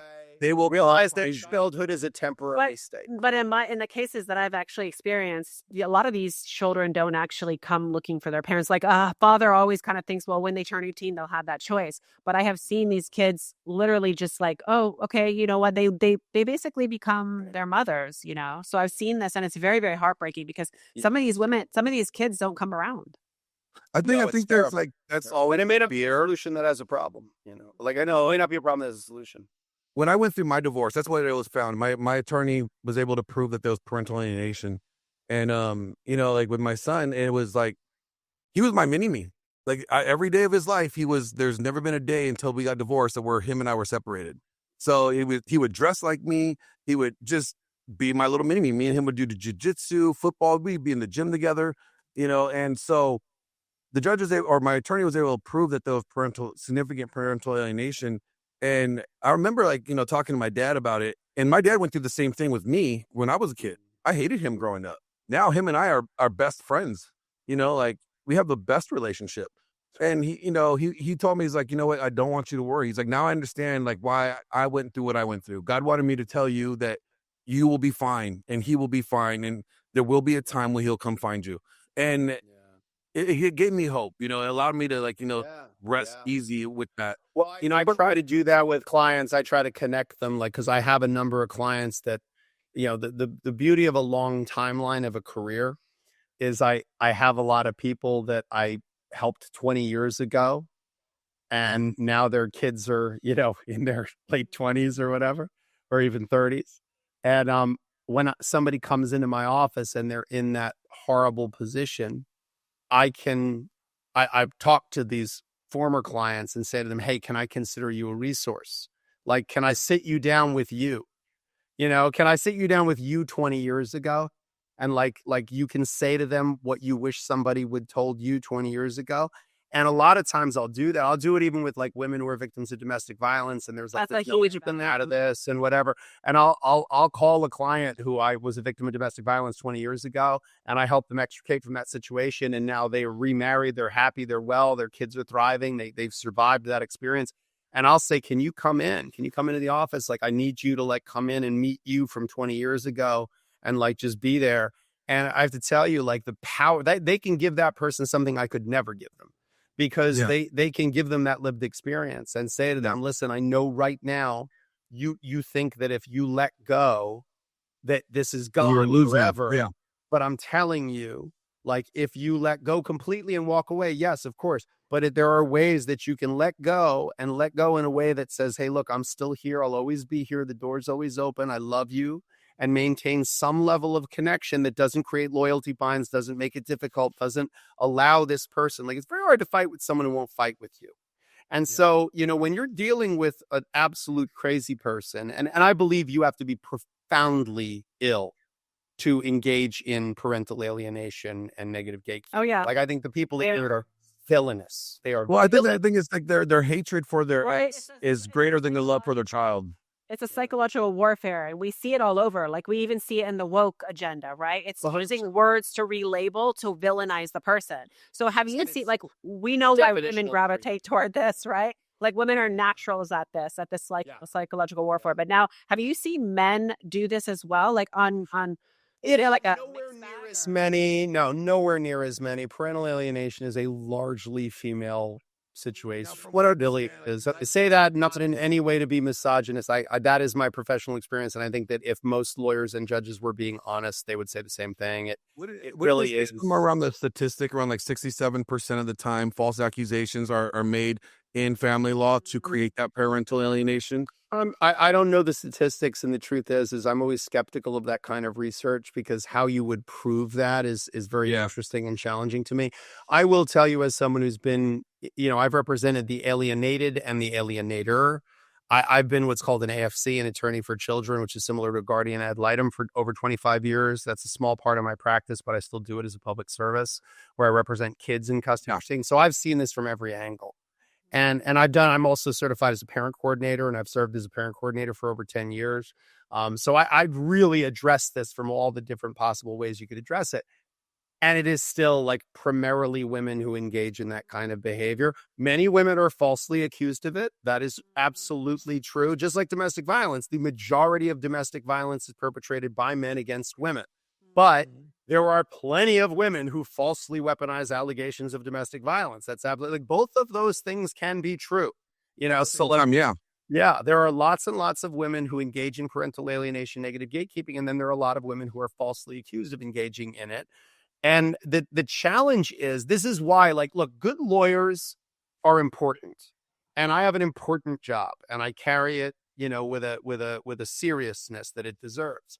But a bad judge can fuck everything. Yeah. Like a bad lawyer, you know, I'm a great lawyer. There's only so good I can make. Like, you can put lipstick on a pig, it's still a pig. Like, I'm really good at like putting, you know, it's like makeup. Like, a good lawyer is like good makeup.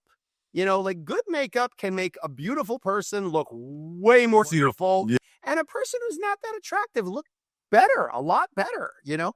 Is makeup lying? No, it's just accentuating the positive.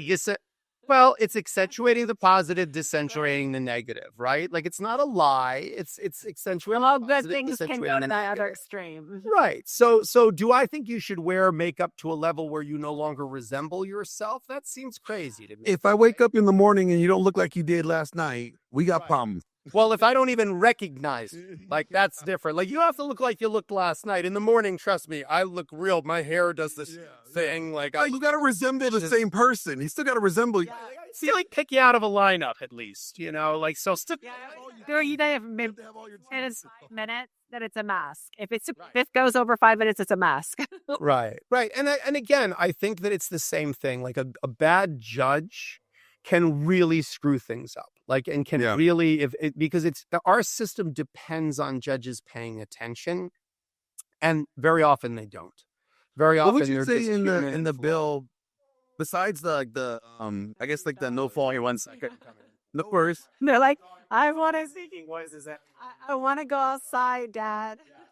This is a great time to play a commercial. You look like this, and you happen to be struggling with women, and if you like bubble baths and some other gay stuff, it's probably because you use body wash like Metro by Resto Chesto, the most anti-masculine body wash in the world. So if you're tired of being confused for a homo, then I suggest that you use Tactical Soap from Grondike Soap Company. It's a game changer. That's right. A natural pheromone soap that enhances alpha status, masculinity, attractiveness, and charisma. Only Tactical Soap could take you from zero to a hero with the ladies. If you want to get successful with the ladies like yours truly, Glenn Lawrence, then I suggest that you order it right now and get your own Tactical Soap from Grondike Soap Company today. Grondike Soap Company cannot guarantee that you will get a brunette and a blonde in the hot tub with you like Glenn Lawrence, but you may get a redhead. Hey, you. Yeah, you right there.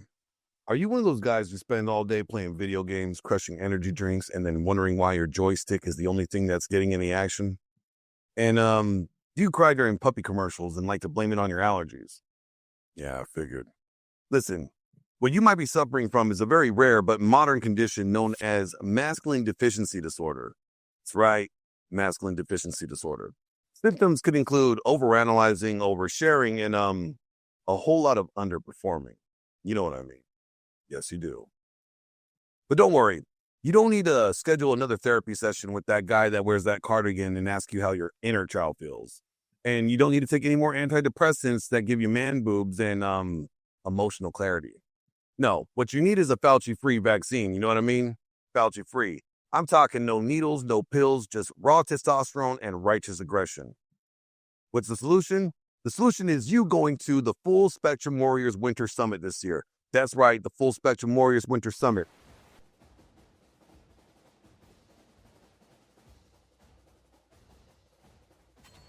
Now, this ain't your typical 3-day man camp where you sit around singing Kumbaya while some bearded yoga instructor tells you to embrace your vulnerability. No, I'm talking about 3 days of hell-forged manhood. You'll be pushed to your limits, physically, mentally, and spiritually. You'll sweat, bleed, and you'll probably curse me out halfway through it as saying, why'd I even listen to Glenn? But you know what? By the end, you'll be walking out 10 pounds lighter, holding your head up 10 times higher, knowing that you're 10 times more dangerous too. We're talking about high-intensity training, cold plunges, bonfires, gunpowder, steak, and a brotherhood of warriors who will actually watch your back, not those weak friends of yours who said they couldn't do it because their girlfriend said no. So if you're tired of therapy and you've read all the self-help books and you've journaled all your feelings and you still feel like your balls are missing, well, it's time to stop overthinking and start overcoming. Sign up for the Full Spectrum Warriors Winter Summit today. Come test your limits, reclaim your fire, and rediscover the man that God has always intended you to be.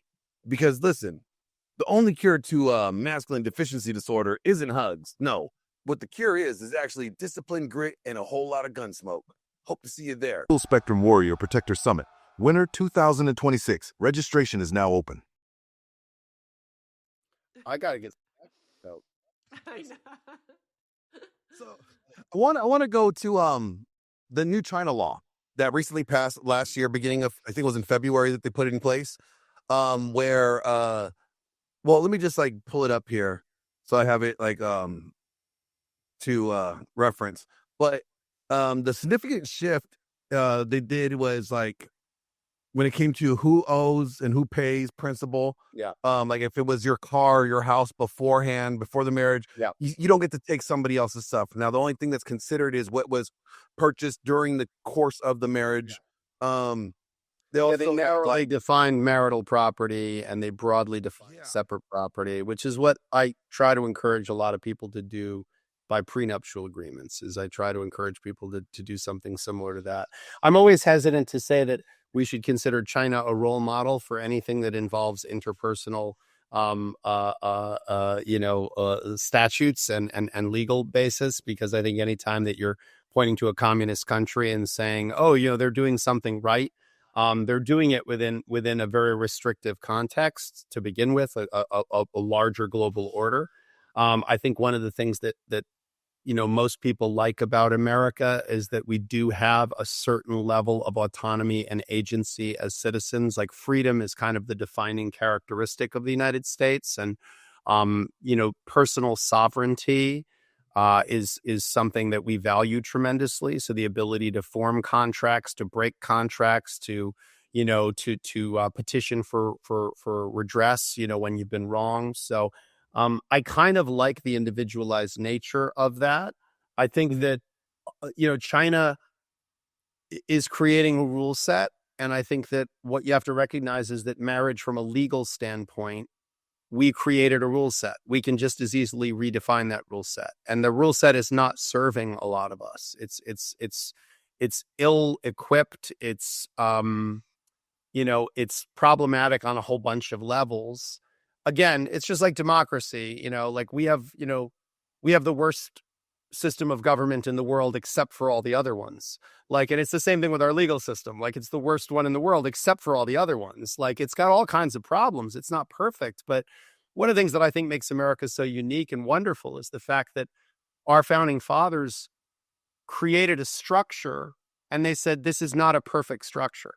So we're going to leave a process for us to modify this. Like, we're going to create opportunities to amend the Constitution of the United States, because we realize we don't know everything, and we realize we don't know what the future holds. So we're going to create structures, and then we're going to create other structures on how we can change that structure and add to that structure and build on it. And I think we were really one of the first countries to do that, and it's a really, really amazing thing that can be weaponized in the absolute wrong way.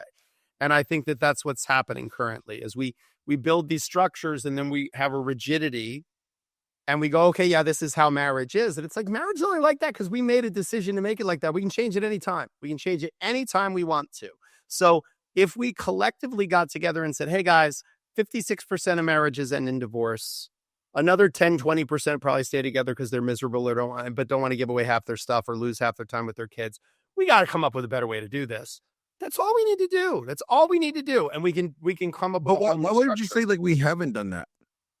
I think because we are now in a political climate where no one is interested in really solving problems. They're just interested in pointing. It's the same way as if you posted your Marriage Family Integrity Act PDF up on Twitter or Instagram, all you would get is 10 to 1.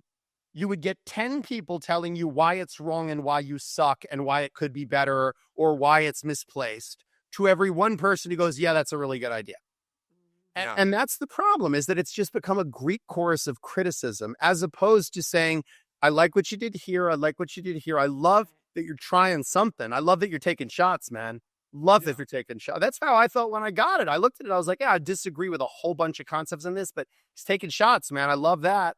The ideal was He's identified the problem. Yeah, I wanted to level the playing field, like understandably, like, because I look at the current like way that we do family law, Right. and it seems like it's operating on 1970s like statutes, but it's not reflective of what's currently the problem today. Yes. And I agree with alimony, and I agree with, child support. I don't agree with like unregulated, oversight though. Yeah. Right. I think a tremendous amount of value can be added to our family law system by having the presumption of 50-50 custody embodied into law. I think that unless a person can demonstrate that there is intimate partner abuse and domestic violence of a significant level, a pattern of coercive control, intimate partner abuse, and domestic violence, that there is a presumption of 50-50 custody, that would solve a tremendous number of problems. And there are a number of state legislatures that are pushing for that, and it's already kind of happening non-legislatively. Like when I started my career, mom got custody unless you could prove there was something seriously wrong with her. No, the 10 years doctrine, right? Yeah, 10 years doctrine, what was considered the maternal presumption, all that stuff. Then it shifted to, well, that's no longer the law, but, kids need a home base, and mom is probably the right person. So, dad will have every other weekend and once a week for dinner. Maybe if we want to be liberal, we'll give him till Monday morning instead of Sunday night. And that was what it was. Now, in the last 10 years, I think it's really shifted to, there's a presumption of 50-50 unless there's some compelling reason. I would always say, like, the law will write it out in paper 50-50, but in actuality, it probably comes down to 35-65 in practice. Well, in reality, most people don't analyze their time with their children in percentages. Like you really don't. Like there are very few people that would be like, oh, I've only had 48% of the time. Like, Billy, grab your glove. We need 2%. Like, no, but it's how you want to have substantial, meaningful contact with your children. You want to do the fun part of parenting and the heavy lifting of parenting. So you want to do the weekend fun time, relaxing, making pancakes, doing the whole thing. And you would also still do the eat your broccoli and brush your teeth and do your homework. And what do you mean you have a bake sale tomorrow? Okay, we got to go get something. Let's go do it. Like all of the hard part of parenting as well as the easy part of parenting. And by the way, when I couch it that way to clients rather than percentages, it's actually much better. Like if I say to a mom, he wants 50% of the time, they're immediately like, what do you mean? He never spent 50% of that. Whereas if I go in and I go, he wants to like have a parenting schedule where he has to do some of the heavy lifting. And you know what? I think that's a good thing, because why should you be the only heavy in the relationship? Why should you be, mom makes me eat my broccoli and brush my teeth and dad's nothing but fun? Like weekend, so much fun. Weekend gym's a blast. Like if the only gym you knew was weekend gym, please, piece of cake. I've always said that kids need two parents, right? But like you'll hear online everybody saying that fathers are better. Like if you had to pick between who's the better single parent, they'll say fathers are the better single parent. But in my experience and from what I've looked at and what I've seen, it's not that they're better, it's that their parenting foundation, how they parent, is much different than the moms usually. Yeah. So what would you say to somebody who's like, oh no, a single father is better than the mother? What would your... I think that children do better when they have two actively involved parents. I think that both parents bring unique gifts to a child's life. And again, I won't even gender it. Like, I think even in a same-sex couple, I think that, like, two parents bring something different to a child's life. Yeah, I think their parenting structure is different. We biology is not a coincidence. Like, we are created by two people's biology. And I think that we need two people. Like, we need the unique gifts that come from two people. We need not only the DNA of two people and the unique characteristics of two people, but I think we need different perspectives. I don't think a single parent home is ideal. And I don't think anybody who says, oh, being a single parent is the best thing is being honest. They're not meant to be a single parent. I think also there's different stages in a child's life. Like raising my son, like when he was small, I was like, that was the best time for me to be the parent or to be the main, helper on that one area. Mom is the name of God on the lips of children, But as soon as he got like to 16, 17, 18, like that's where dad stepped in. So I think there's different stages, and that's why you need two parents. Yeah, that's 100% true.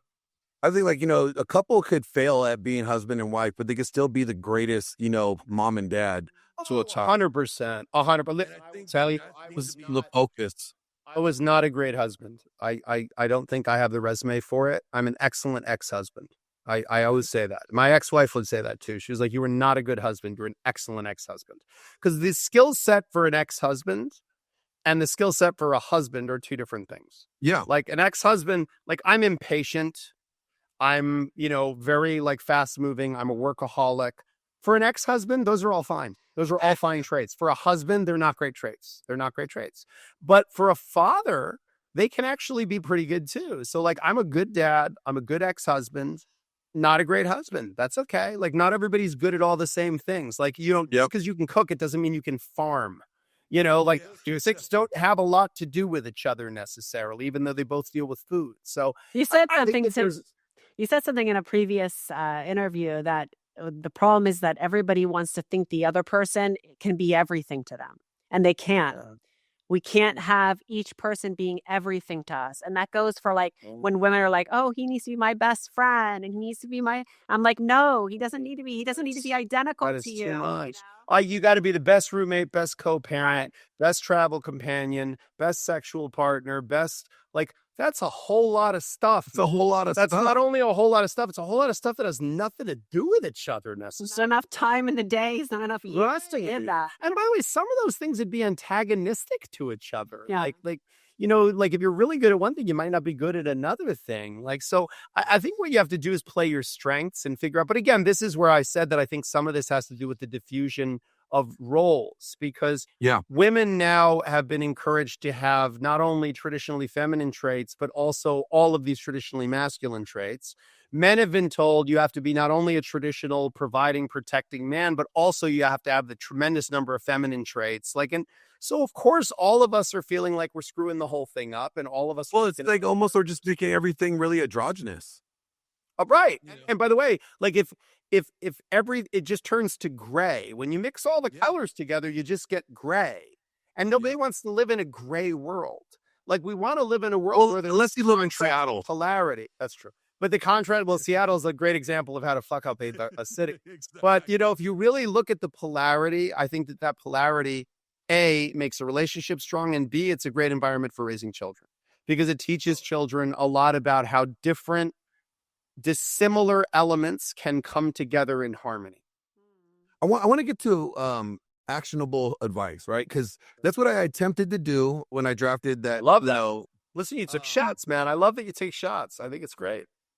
But I also did that in that manuscript I sent you, because I took what Gia wrote in her book, the Love Gap, issue, what you have written in your books, what Thor has written in his books, and then what I wrote in my book.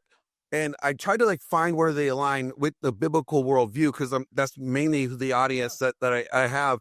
And so I created this manuscript, and I came up with basically I think was maybe I think it's 11 chapters, right? And each one is an actionable advice, kind of taking that step. Yeah, I think you do that really well. I think there's a lot of practical perspective there, and a lot of practical prescriptions for what people can and should do. As part of a larger theme, which I think is well done. So what would you say? When you wrote your book, what would you say is the best step first before anybody gets married, before they even get into the idea of getting married? What should they prepare for, man or woman, before they even get to that topic? Yeah, I think that it's really important for people to have difficult conversations early. So I think you have to talk about, some of the things like how will we fight when we fight? I think that's important. I think talking about what are some things that worry you about our future?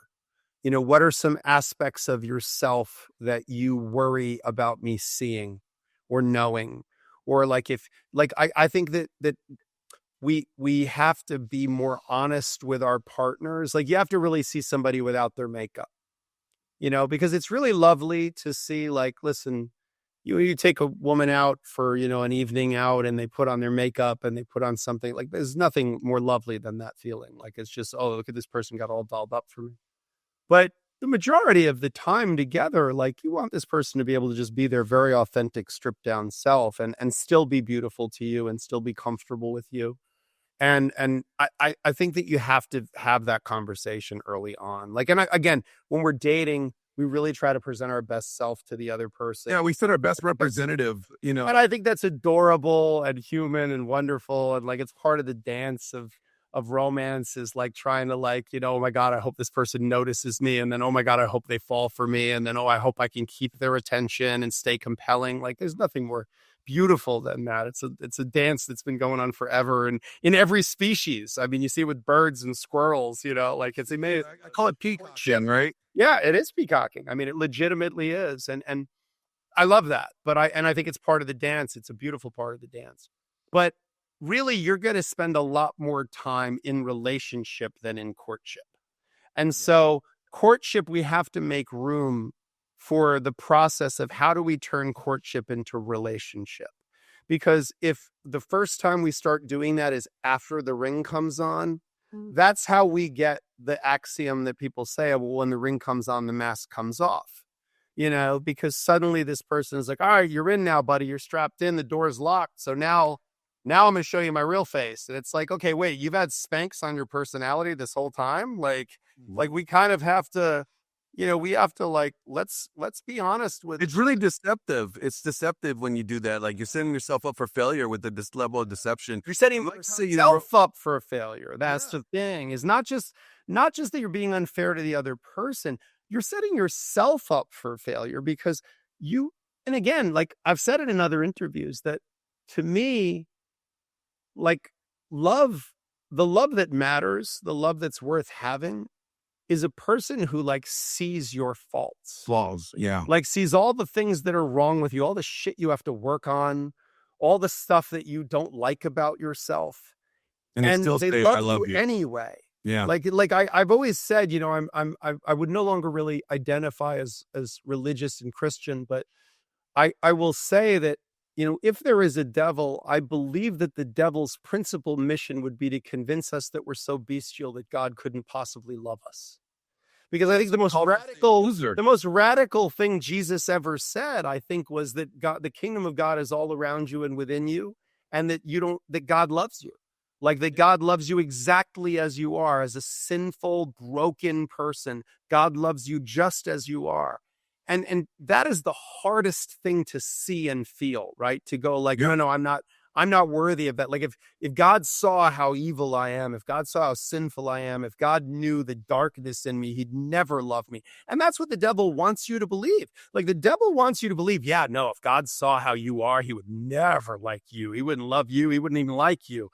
And to me, marriage is supposed to be that kind of a relationship. It's supposed to be that like, no, this person is not seeing a rose-colored version of me. Like they're seeing my flaws and they love me anyway. They're cheering for me anyway. They love authentic. Because here's the thing.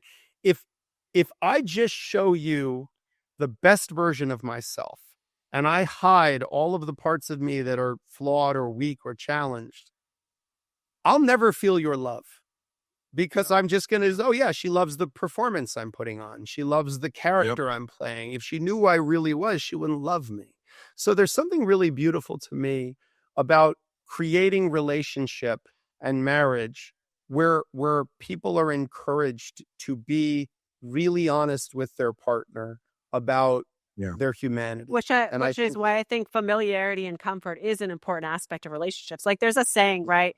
Before you get married, have your eyes wide open. Before you say I do, have your eyes wide open. And then after you get married, shut those eyes. The rest of it, you've already said I do. But what we're doing is we've flipped it now. Now we've gone in blind and now we're opening our eyes in the marriage. And that's the wrong time to do it because everybody has their faults. And I say that it's kind of like watching a dog poop on a sidewalk and then going, oh, that ruined my entire day. I'm never going to own a dog. I hate dogs, right? No, that's not the right attitude. It's rather understanding that the person who owned that dog wasn't in proper leadership to take care of a dog, right? And knowing that when you start in a relationship, there has to be grace. There has to be, like for a man, there has to be a leadership there. He's going to have to guide her. She's not going to be perfect. She's going to mess up 10 times. You have to be able to have the grace to deal with that, especially with people coming from broken homes now. Like we have 50, 60% coming from broken homes. So we go into every single relationship going, I'm never going to get married. I'm never going to start a relationship. Oh, this person, look at all their faults. Like, how is that going to help us? Instead, what we should do. And similarly, men have to, if we want women to, to submit in the more biblical sense, right? If we want women to say like, okay, I'm going to alleviate, you have to be worthy as a leader. You have to be someone who's like, because if someone has placed trust in me, for example, to be the provider, then I have to be very fiscally responsible. And I think being a provider is much more than just like, resources. Like you're providing like education, you're providing love, you're providing correction, you're providing grace, you're providing It's a lot more of intelligence, not insecurity. You're doing it from, you're not flexing to flex, you're flexing out of strength. Like it's a feeling of, I'm not saying, to educate someone else, you have to educate yourself first. Like you have to be open to learning, right? So like, don't lecture me if you don't know what the fuck you're talking about, so I like when you say like, you become an asset. I like when you wrote in your book, you have to be someone of an asset. You have to be an asset to them, something worth losing to begin with before you even get into a marriage. I love how you wrote that. And then like, you talk about like not choosing like a teenager. Can you give us a little bit of advice? Like, what does that mean? Like not choose like, picking like a teenager. I think that, look, the metaphor I always use is when people get married, it's like when if somebody said to you when you were 19 years old or 20 years old, what car do you want? You'd be like, oh, I want a Lambo, or I want a Mustang, or I want, okay. And then I go, oh, by the way, this is the only car you're ever going to have in your whole life. You'd be like, wait, what? No. Okay. Like, first of all, give me a Bentley then. I don't know. Well, like what car am I going to want when I'm 70? Like I've never been 70. I don't know, so like you have to think about, but that's what marriage is. Like, well, when I met my ex-wife, I was 18, 19 years old. She was blonde. She had really nice boobs. Like, I don't know. That's all I thought. What more do you need? Like, that was it. That was kind of all I wanted. I mean, nice boobs are prerequisite. It's value, trends guy. But what I'll tell you is that I had like cool long hair and a motorcycle, and like that was what she wanted, right? So was that enough? No, of course not. Like that's not enough for like a pairing for life. So again, is that why our marriage failed? No, but I think there are lots of people that like that's the thing that attracts them, is their physical connection to each other or the appeal of the person, whatever. But the truth is, like there is a tremendous amount of like honesty you have to have with yourself, and your teenage self is going to want what you want, when you want it, right now, what's shiny, what's interesting, what's compelling, as opposed to the adult version of yourself that's going to go, hey, look, long term, what's going to be good for me? What's going to make me thrive? What's going to create conditions under which I can become my best self? Like discipline is trading what you want now for what you want most. And so when you're a teenager, you're not that disciplined most of the time. Like you want what you want now, and you're willing sometimes to delay gratification to get what you want most. But like I tell you, as a 53-year-old man, the most defining characteristic of me versus my youth is patience. Like I've seen a long enough timeline now that like I'm patient with other people. I'm patient with myself in a way that I never was before, because that thing with maturity experience though. Yeah. Like a maturity experience, like just, having to live life and understand like, okay, there's grace that's needed. We need to extend that level of grace. We want everything now. And then when we get to a certain age, we're like, we got all those things if we had just learned to just like be present in the moment, Well, I said it to a friend of mine. One of the young guys who works for me is in his 20s, and he's a single guy in his 20s. And we were talking about the difference between dating when you're in your 40s and 50s and dating when you're in your 20s. And I said, listen, girls in their 20s still have Christmas in their eyes. Like they still are convinced that like Prince Charming is out there and that they're going to just find the perfect. And women in their like 40s are like, if he has like some of his hair and no felonies, great. Like that's fine. Like skill is the standards really start to like go way down, because they realize like, okay, look, like humans, like men are flawed, women are flawed. Like we're human, and they have a more realistic worldview, because, life will do that to you. Life will humble you. Life will teach you a lot about your shortcomings and the shortcomings of others, which again, to me, it's kind of part of the beauty of it. Well, I think that's like the biggest problem when we see these like the gender war, on Twitter going off, like men and women. I don't think that the biggest problem is accountability or lack thereof accountability, but it's on both sides. to me, it's on both sides. Like, Yeah. just as much as the guys are demanding women to be accountable, guys need to be accountable for their shortcomings and realize, like, hey, you know what? 100%. I played a role. But Look, what if we went to the this lightning is round? a zero-sum game. Yeah, go ahead. All right, so this is a lightning round. No long answers. These are short answers only. Oh, I'm known for my brevity. Said that with a So there we go. Number one, no fault divorce, net harm or net good? net good. I think it's net good. And mandatory There cooling off. I think there should be a cooling period. I don't think that it should be something you can do like a quick fire. But I think it's a net good because I will tell you, grounds trials burned up the limited counsel fees that people had very, very quickly, and that was not good for anybody but the lawyers. I think I already know the answer to number 3, but if someone files for no fault, should there be presumed breaching party? I don't have a problem with a legal presumption there. I think that the burden of proof is of something that can be it can be fluid. Like I could envision a legal system where there is a presumption of guilt as opposed to a presumption of innocence. It just has to be consistently applied. So I don't think that, like, if you give me that rule, it's just like the Electoral College. Like, give me a rule set. I'll then formulate my strategy around the rule set. But neither of the rule sets is particularly fair or unfair. It's just a rule set. So I think either of those rule sets is totally fair. Does the system reward the filer? Not in my person who experience. No, not in my experience. No. I mean, I have to caveat that. What I'll say is, no, if anything, the person who files has to go first at trial. So when you get to trial, very often, if the person who's the defendant wants to like extort a settlement out of you, they know you have to go first and you're going to burn a lot of counsel fee prosecuting your case. So that creates a leverage for the defending party. But what I would say is the person who files first in like an order of protection proceeding or makes false allegations of domestic violence and things like that gains significant tactical advantage. I have a case right now where somebody went in this Friday, got an order of protection they had absolutely no right to. And now my client got vacated out of the residence, and Monday we're going into court and we're at a significant tactical disadvantage and we're fighting just to get back to level ground. And that is incredibly frustrating, but happens all the time. Should custody default be 50-50 unless proven otherwise? I believe so, yes. I think that would be a much more equitable system. I think it would be better for children. I think that the number one pushback against it is from the domestic violence contingency, like the people that run domestic violence clinics and shelters and things like that. And I think that there are ways to control for that and to screen for domestic violence. And I think that in domestic violence situations, there should not be the presumption of 50-50. But I think that you have to have a hearing sooner rather than later as to whether allegations of domestic violence are valid or invalid. The truth fears no trial. Judicial scrutiny is the solution to most of these things.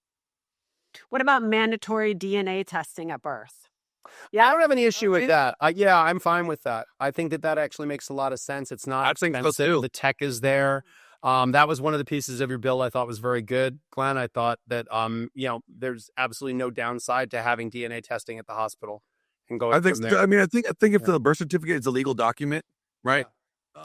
It takes months off. It's a cheek swab now. It's not even invasive in any way. There's absolutely no reason not to do it. Anybody can get a DNA test. All you have to do is bring a petition for an order of affiliation, and so anybody can get it anytime anyway. So why not create a situation where people have to ask for something that feels awkward to ask for? It should just be automatic. It should just be mandatory. Yeah. When a kid comes when a kid is born, if someone's going to be named the putative father on the birth certificate, whatever it's going to be, you should know. You should make sure there should be a bank of that DNA. Absolutely. Yeah. 100%. 100%. False allegations. Should there be penalties to match the level of harm done?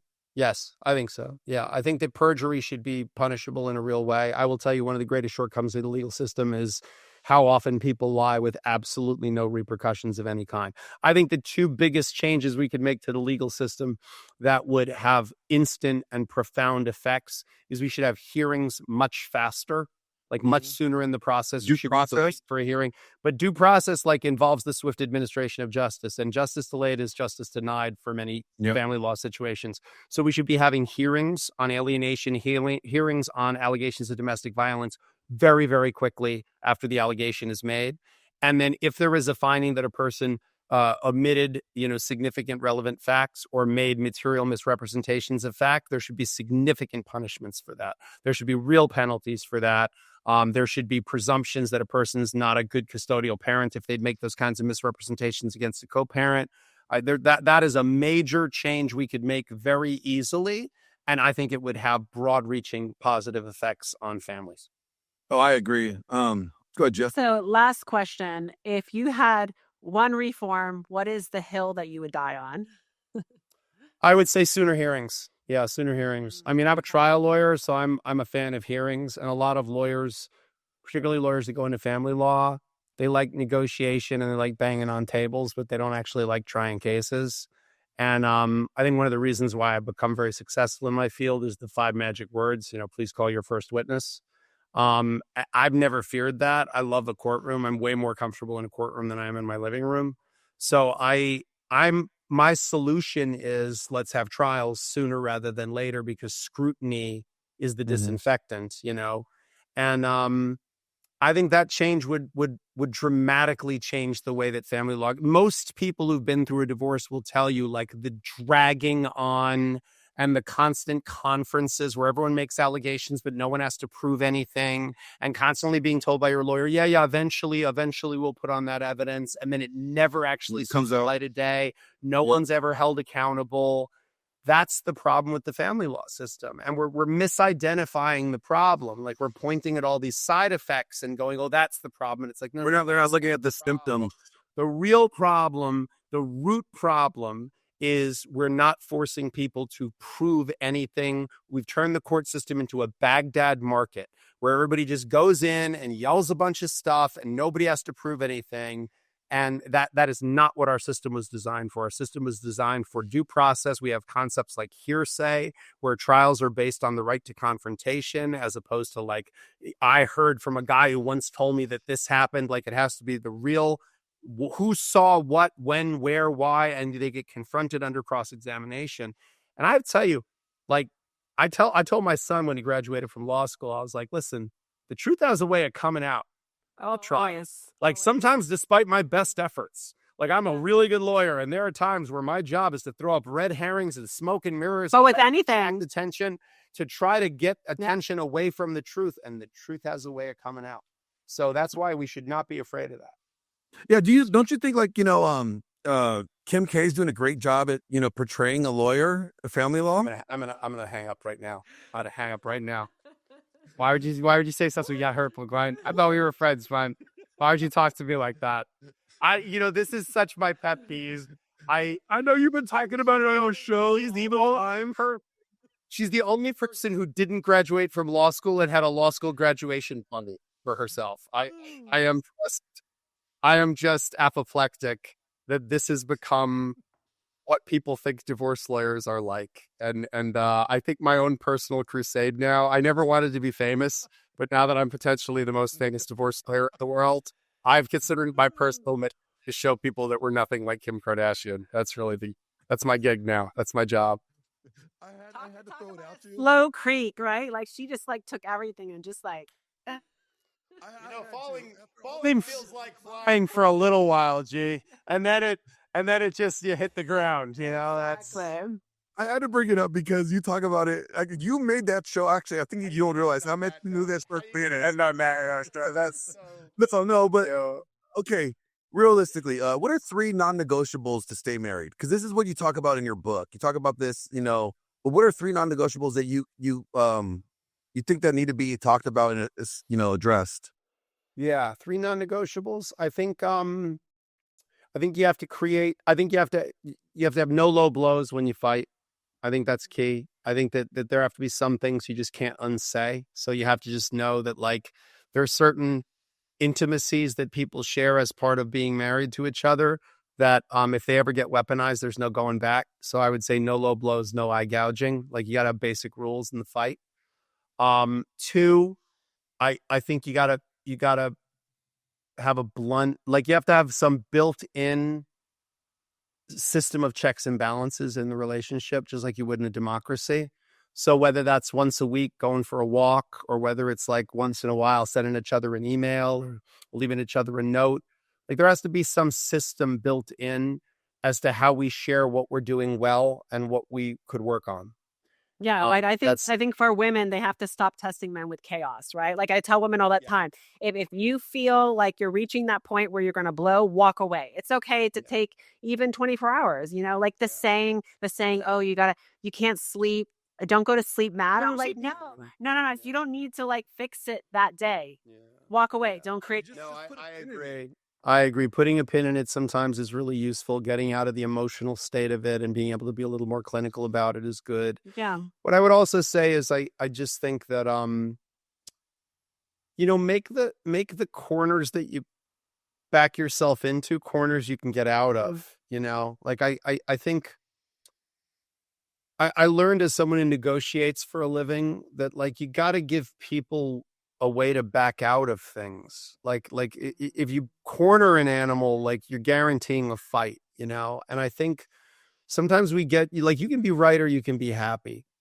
And I think that you can, if you really like focus on being right and you focus on winning the fight, like I don't believe you can win a fight with your spouse ever. Yeah. Like I think that if you win, you lose because you made them feel small, you made them feel hurt. And if you lose, you lose. So you just can't win. Like there's no winning. So there really is this sense of like, look, we're either partners in this project or we're not, And But doesn't that works for all relationships? Like think about it. Like even for people online, like I think about all these people that usually like come at you or they come at us. Yeah. Like it's always about they want to be right instead of listening to a different perspective, right? Well, listen, my mother, passed away about 10 years ago, but she was a fascinating person. And one of the things that she used to say to me all throughout growing up, she was amazing. She touched a lot of lives in her time. She used to say to me all the time, and I say it all the time now, but it was the most powerful lesson she ever taught me. And she used to say to me, there's no limit to how much good you can do in the world if you don't care who gets the credit. Like, and I have to tell you, like, it's so true. Like, if you just do good things with no expectation of reward, with no seeking credit, like, if anything, do it and bounce. Like, do it before anybody even knows who you were. And they just go, wait, who is that guy? What just happened? Like, I love walking into a situation, fixing it and being like, thanks, walk out. And it's like, wait, what was that? And just show people that like, yeah, it doesn't matter. Like you do the right thing because it's the right thing to do. You don't do the right thing so that people will applaud you. You don't do the right thing performatively. So Well, I mean, it's like you don't do it for the accolades. You do it because it's the right thing. just do it. It's the same argument when I hear people go, oh, well, what does marriage benefit me? I'm like, if you are looking at things of what benefits you, then you've missed. You're looking at it for the wrong reason. Yeah. Yeah. And I think it's the same thing. Like, I think that if there's no amount, like there's no limit to how much good and joy you can bring as part of a member of a family, a spouse, a parent, if you don't care who gets the credit. Like if you just have the attitude of like, hey, we're a team. I want the team to win. Military people figured this out a long time ago. Yep. They're like, you know what? Unit, core, like that's how it goes, right? Like I am part of a team. And the team is to thrive. And that's what's important. The importance is the team thriving. It's not me.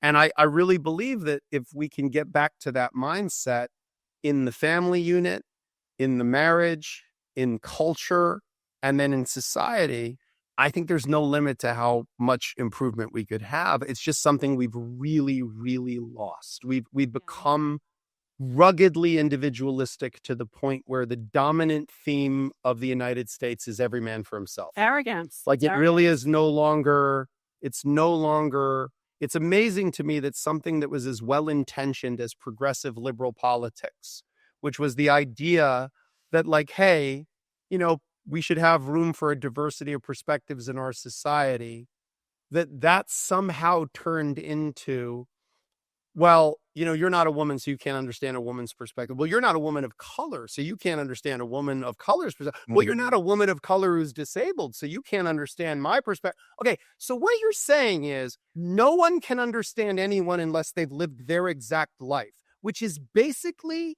rugged individualism. Yeah. Which is the opposite of society. It's the opposite of progressive liberalism. The idea of progressive liberalism is to say, you're black, I'm white, you're gay, I'm straight, but we're human. We have all these things in common. We have all these fears in common. We have all these truths in common. We have this biology in common. Like, we have so much, and we're trying to all live in peace and figure out some way to navigate and live our best lives. Like, we have so much in common. And instead, it's now our whole society is turned into, you can't possibly understand me. Okay, what am I supposed to do then? If I can't possibly understand you, I can't do anything for you. Okay, now what? Do you just want me to sit there and tell you that, like, okay, whatever you do, you're right to do it. Whatever I do, it's irrelevant because you couldn't understand my perspective and I can't understand yours. That is a recipe for just disaster and for. It's like they already hate. Yes, it's like they're trying to fix it when they already hate each other. It's kind of like a marriage trying to fix it when you already hate each other. Like, it doesn't work, right? Right. Whereas if we approached it from a place of commonality, common purpose, common perspective, I think we would all be much better off. I think if we didn't care who got the credit, there's a whole lot more we could do of good in the world. Yeah.